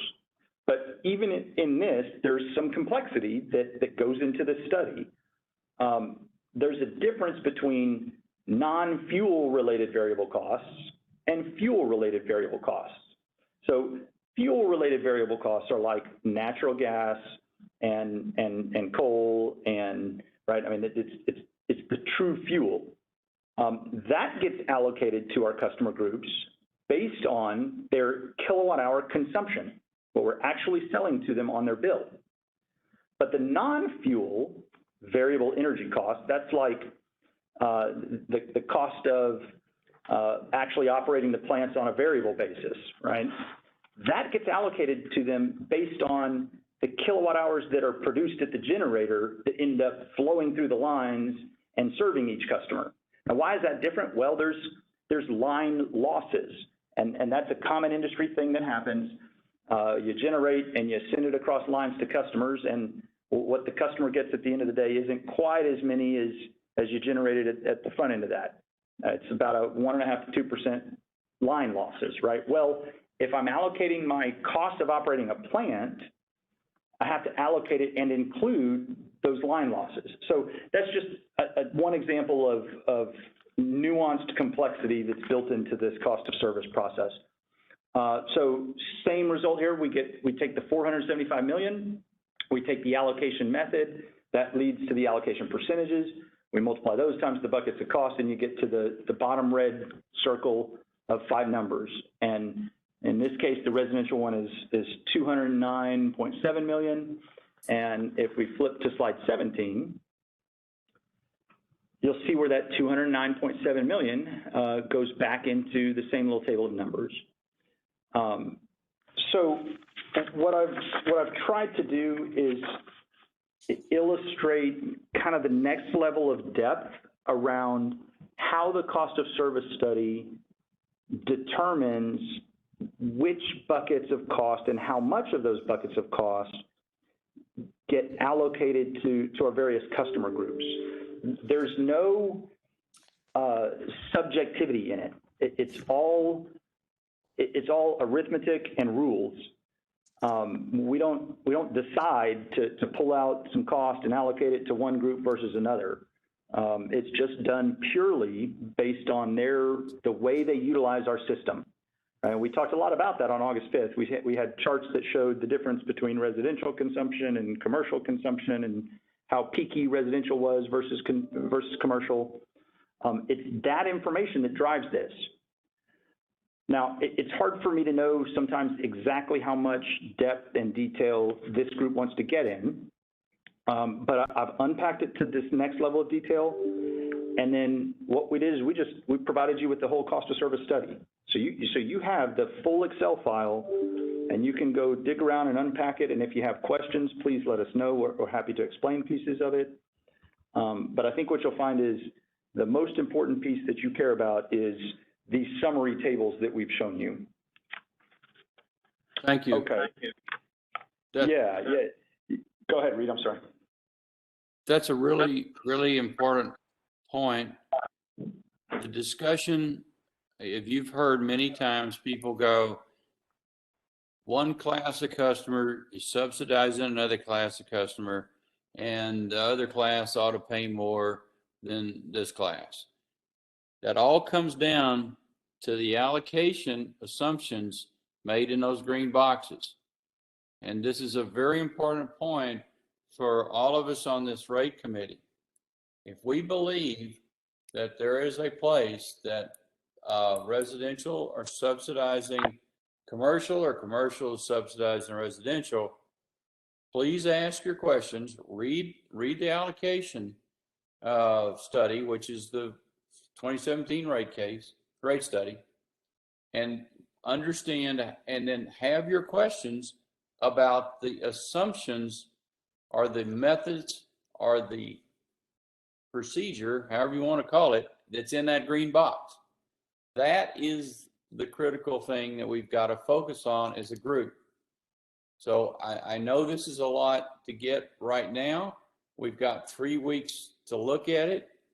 Please do, because if there comes up at some point in time and we believe that costs are being allocated to one group of customers versus another, we've got to go back and you've got to help us challenge those allocation assumptions, okay? If you believe they're wrong, now we're going to have to understand them, because a lot of people, when it says average and excess, that doesn't mean a lot. So I'm going to start by having Chad or somebody start talking through what those methodologies are. We've got a few more minutes here. We've got almost 20-something minutes. So let's talk about just start going through the green boxes, if you would, and help us understand. I don't see any other questions on here because I think either people are overwhelmed or they've had enough, but we've got time. Let's start talking about those allocation methods, if you would, Chad. Yes, sir. However, I'm going to phone a friend. I have a very talented individual in the room with me. Her name is Amelia Batters, and she is our Senior Director of Strategic Pricing. And so this stuff gets so detailed that I'm going to let her explain it. Fine, so, Amelia, okay, so Amelia, why don't you start on slide 10 first? Okay, happy to. Well, hello, everyone. It's nice to meet you virtually. So, and we'll walk through these. I think we maybe have about 10 minutes. I can cover a few of these today, and we can definitely bring some more information and even illustrations to the October 14th meeting. On slide 10, on the customer-related costs, customer-related costs. Slide back up, please. Yeah, slide 10, that'd be good. Thank you. And while Adrian pulls the slide up and pulls to slide 10, I'll just point the rest of the committee later that you could look at slide 22 in the appendix. It lays out some of the kinds of things that go into customer costs, like various fixed costs, but the billing system and postage and metering and the call center support and things like that are driven by customer need. But you have your customer costs. In the different categories that are shown on the left. And then we use, as Chad said, different allocators. So number of customers may be one of the most straightforward. When you think about number of customers served through primary lines, that's a smaller number of customers than number of customers served through all of the customers served through secondary lines also get served through primary lines, right? But there are some customers who don't utilize secondary lines. They get the power, and that's why you make a distinction on those costs and how you allocate them. But that's number of customers. The kilowatt hour at generator, I think Chad already talked about. That's the measure of how much the generators generate, how much electricity they produce, and then we use that to allocate costs that come out of those, that are related to those particular generators, and sum that together. Metering cost and meter reading cost, we still call it meter reading cost, but that can be even the cost of the automated meter reading. That's not just meter readers. Sometimes people think meter reading cost is what it costs you to send out a meter reader, so that went to zero, but it's really the cost of getting the meter read back into the system. And so those costs are also done by number of customers. I can bring an illustration October 14th to kind of discuss a little bit more what the weighted number of customers is and how we use that. That almost needs a whiteboard. So I think I've gone through those. Other, as you'll see down at the bottom, is actually a negative. That cost is some of our some of an offset to expenses and some other non-operating income type of things that get credited back, and that goes back to customers on a weighted revenue basis. So that's just another allocator. If we move on, yeah. Let me before we go on, I'm not sure people actually understand yet, but take the line customer installation. You've got 1933. When you say kilowatt at generator, I'm not sure that helps us understand how you get 44% residential and all of those across there. Can you be a little more specific on that? Yeah, thank you. So it's an application, as Chad mentioned, there are line losses that occur. So you have to generate more power at the generator to account for the losses as they go through the lines to get to the meter or the consumer. And so why 44% versus 23% or 30 or 15 or whatever? Can you help us there? So what we do is we attribute, so we know how much the customers consume, and we attribute how much of what we generated, how much did we have to generate to get to that level of consumption? To account for those line losses.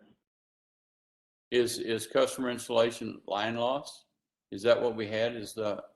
In that case, I'm just using this as an example so we can start getting into the allocation method. And I think the other thing to recognize is that we source our customers' energy needs in different ways. Some of them we generate on the units that we own and operate, and on those units we have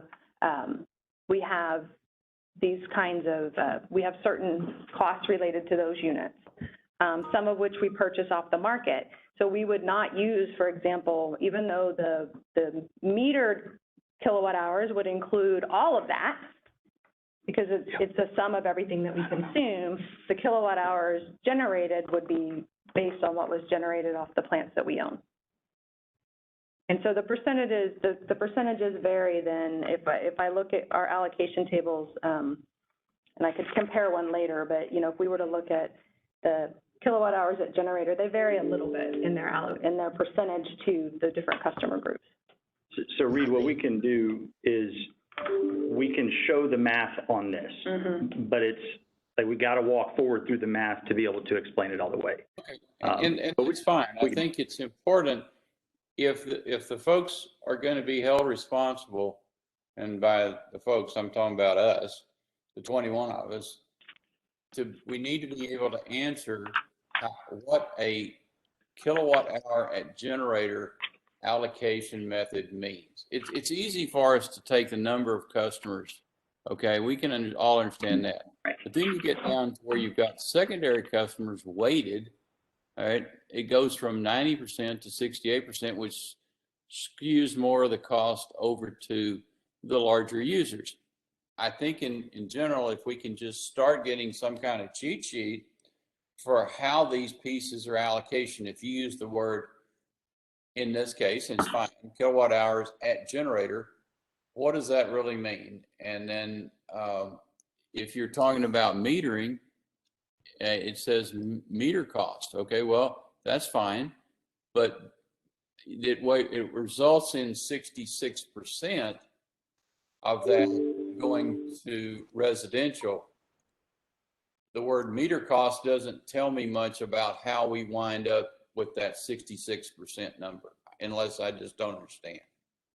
Well, so that one is, and look, fair point. We can explain each of these allocation methods. And that's what I would, I don't want to take up any more time there, but I believe we are going to need to understand the allocation methods. This is a shorthand wording here. You just don't have room to put the whole method in there. So for these, and you can go to the other slides, we use other ones, but some keep reoccurring, like kilowatt hours per generator. That's used several times. We don't have to do it each time, but just kind of tell us how that allocation works, if you would. And don't have to do it now, okay? Yeah, we will put boxes. We could also put together a little table. Yeah, or cheat sheet or whatever you want to call it. We're just going to all need to know in this particular case, this is a great slide. We're shown what the allocation method is. We probably ought to actually understand it, and I don't. I mean, it's number of customers is easy, but something like kilowatt hours per generator, I assume that's in the rate study, but if you can be developed for us so that we can know that and just have us a sheet, that might help us. We will absolutely do that. Thank you. Okay.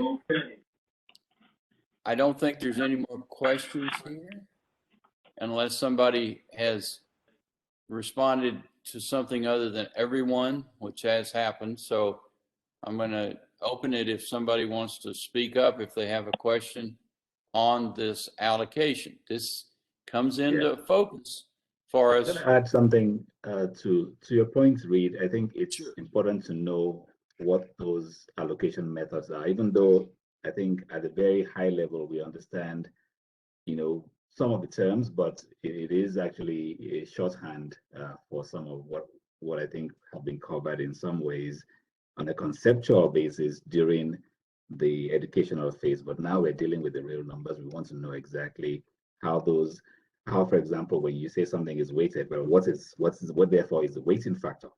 How does that come? How do you come about that? But what I think we can all see clearly is that we're seeing a large amount of the weighting, i.e. the percentages in the allocation going to customers, to residential customers, which is in some way consistent with the fact that there are a large number of residential customers and fewer numbers in the other category. That's all I can tell from this number, from these distributions. It would help us to obviously see the methodology behind those allocation methods, and I think will be clearly explained if you had a cheat sheet or maybe a brief session somewhere. That's what Dr. Fermi, that's what we were just talking about here in the room. Was we will publish a summary table of these allocation methods as soon as possible, like tomorrow, and then if we want to, we can schedule a kind of live walkthrough of the cost of service. And we could do that anytime, next week. You don't have to wait 3 weeks to do that. No, I think just doing what you just said will be fine, because, and it probably is in the rate study. I just haven't read the rate study. We got it today.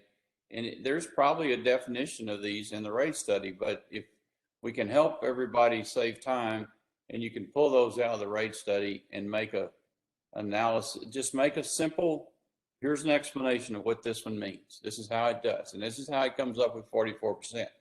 I think that's plenty. Is that okay with you, Fam? Yes. Okay. I see no more questions. I did just want to say, Reed, that I appreciate any advance information that we can have. It is a struggle to balance everything, and I know everybody's working hard. Believe me, I work in the same world, so I have an extreme sensitivity to this. I've already had a board meeting this morning, so I do understand how hard everybody's working. But if we could get things a little in advance, a little more in advance, it would be helpful. I appreciate the comment, and a lot of that is my fault, because I've I've asked them to put a lot more data out this period, and then I think they had, maybe I just didn't explain what I think the committee needs to see. But I do want to thank very much all the folks at CPS that have worked extremely hard to get us the data. You can not say you don't have the facts, because you got them there, and you just plow right into them. And that's going to be important, because that's going to be part of what people are going to have to do. Each one of you are going to have to explain where you think this rate increase is appropriate and where it's not. So I thank CPS very much for this. There's nothing else. I hear nothing else. Wait, I got a question. I had a little question. Okay, well, I got one first from Michael. He's about the rate study, and then we'll go to you, Dana. Thank you. Michael. Yeah, my question, just so I'm looking at the right document, is the 2017 rate study that large spreadsheet that was sent, or is it another document? Is it a PDF document? Because I'm not seeing a PDF document that's labeled rate study. No, right now we've only sent the Excel sheet, and it probably is the largest Excel sheet that you got. If you open it, there's about 80 tabs. I think everyone knows Excel is notoriously hard to print from and make a PDF from. And so when you got 80 tabs to do it, it's taken us a little time. But we are working on that so that you can have a PDF version of it too. But it's a big Excel file. So is there also some sort of a document as well that goes along with this, or are we supposed to make sense of all these tabs in an Excel spreadsheet? There's an index in the Excel spreadsheet, but that's part of the point that I'm making, is that this is an extremely complex series of sheets that all intertwine and work together. And we will. Is there a document? But whoever put this spreadsheet together, they didn't also produce a corresponding document? That's in the sheet. There's an index tab in the file. That's not what I'm asking. I understand. I'm looking at the index right now, but they didn't also produce a documented study that explains what this spreadsheet is about. It's just all we have to work with is all these tabs of figures, and a lot of these tabs I'm clicking on, and I'm seeing big blue areas where there's no information data. Well, I don't know if those are. You got to scroll down. Or not. Yeah, you got to scroll down. The big blue areas are the redacted STP generation cost data that we can't share. Okay. That's at the top of some of the first sheets, but if you scroll down is the rest of the data. So is this the cost of service model is what it's labeled as? Yes. Okay, I can't even open that. I just sent an email that I get a message that extension isn't even recognized on my computer, the XLSX extension. Anne Marie, thanks for asking that question, because it's such a big file. I think the first version that we sent out got corrupt somehow in the sending out process. So Anne Kennard sent out a second email that had a file that works. Like about 30 minutes after I sent the first one, then you should have gotten a second file from me. I didn't recognize them as being the same, and I'll check it right now. But That's I all right. guess Thank you. what I didn't hear was an answer to my question. So you're saying there was no associated document created that explains this massive spreadsheet? To this point, not for an outside audience. I mean, this is. Okay, so there's one created, but you can't share it with us. Look, Michael, we'll go look. We'll see what we have. I mean, typically I don't produce a document that explains it, to my own team that's been doing this for, 20 years. They're the experts. So, but let me go and see what we have. Let me weigh in. What we are showing you are the inner workings of detailed analyst files. Okay. And we're trying our best to give you the way we work through the detail, as Chad said. So these were never prepared to be management or committee or board files. But we also want to share with you what we see and how we get there, because when you want to look at the detail, that's there. But let's see what we could do to make it a bit more navigation friendly. Okay, so Paula, I hear you saying that these were never meant for other than your staff to consume it, but I hear Reed saying that this committee is being held accountable to understanding it. He is the chair, so he can state that. That's not in our charter No, for you all to I dig out at understand. this level of detail. But again, we're trying to. I mean, you, Paula. We're trying to create something and blend it. But no, sir, this was not designed for external consumption. Let me try to say what I'm trying to do here. Typically, and again, I'm learning what you have and what you don't have. But if Black and Veatch did a 2017 rate study, I'm surprised that there's not a verbal description of the rate study, and that's where we would have the definitions of the allocations and that stuff.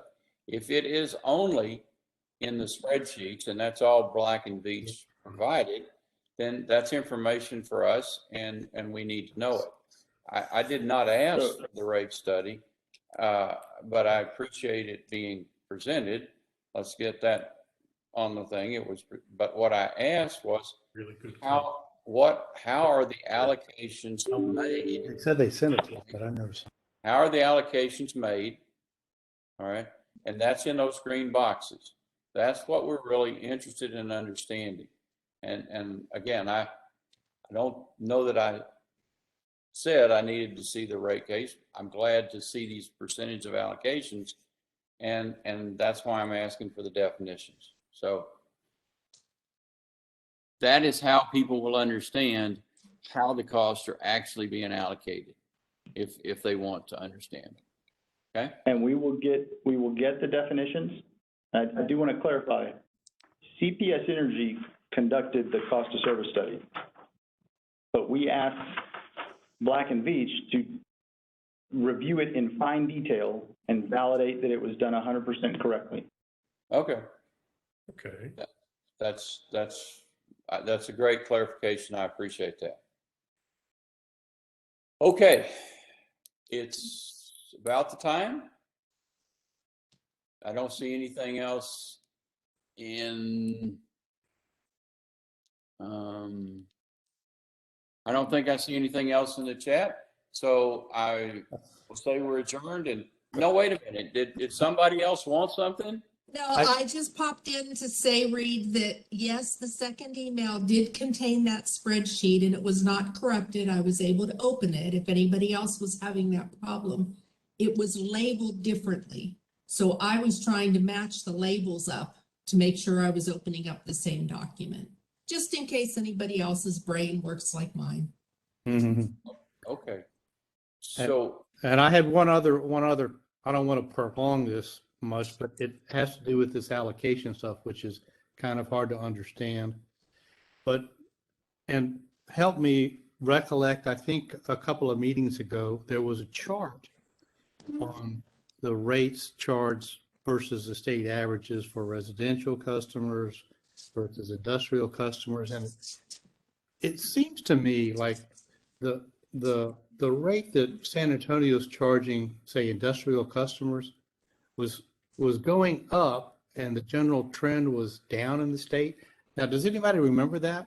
And the reason I'm asking, because if in fact that's true, then we need to think about how these allocations are done, and if we understand them, so that, you know, we don't hurt the potential, and maybe it's not even our job, of attracting and keeping industrial customers in San Antonio. Is that a fair question?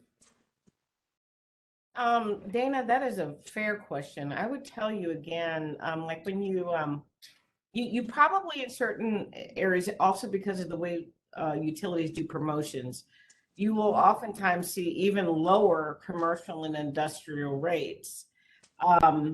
So we have an inverse. Even though a lot of people believe that the per unit rate is the issue, when you look at it compared to other industrials and other large commercials, a huge bulk of the revenue is coming from that industrial base. We try to never let that number get to be above 110% of the cost to serve those customers. And we try not to let the discount to residential go below 90%. Now, typically, we're always explaining this to industrial customers, and when they come here, we break down what they will pay and show them that cost. And then we talk to them about, again, the way they get a break is economies of scale. The more consistent megawatt generation they have, to your point, they help lower the overall cost, and it's good for everyone. So that's why you'll see some unit favorability in those costs, in those charges. So yes, I mean, I think this is a great thing for the whole committee to look at, give us some input, understand where we are, and think about the implication. But again, since everything's a big pool, if we pull down those costs for industrial, it will drive up the cost on the small business and the residential. And so, yeah, we would have conversations about that. Yeah, so I would think we would need guidance on how that works, as to how to think about this, so we're not, doing harming anybody or out of line or anything like that. And I'm not sure I know how to kind of think about that.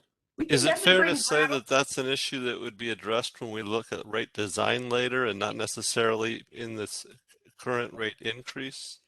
The rate increase is not trying to fix the design issues, and we could take more time with that, and we can bring Brattle in to help us kind of think independently about what others do. Yeah, this is not the rate design. We're not there yet. The question that when Paul is very accurately saying that the industrial customers, the non-residentials, we try to keep those, below 110%. In other words, they're overpaying on the cost. You then have to go back to what we're talking about right now. How much cost are we allocating to the industrial customers? People will say, you're saying that they're paying over 10% over their cost, but you might not be allocating the right amount to them. And that goes back to these allocation percentages. Once you have to peel back to the percentages if you want to think about that maybe they're overpaying. Because some people will argue, you're just not allocating enough cost to them, and therefore it looks like they're paying more than their allocation.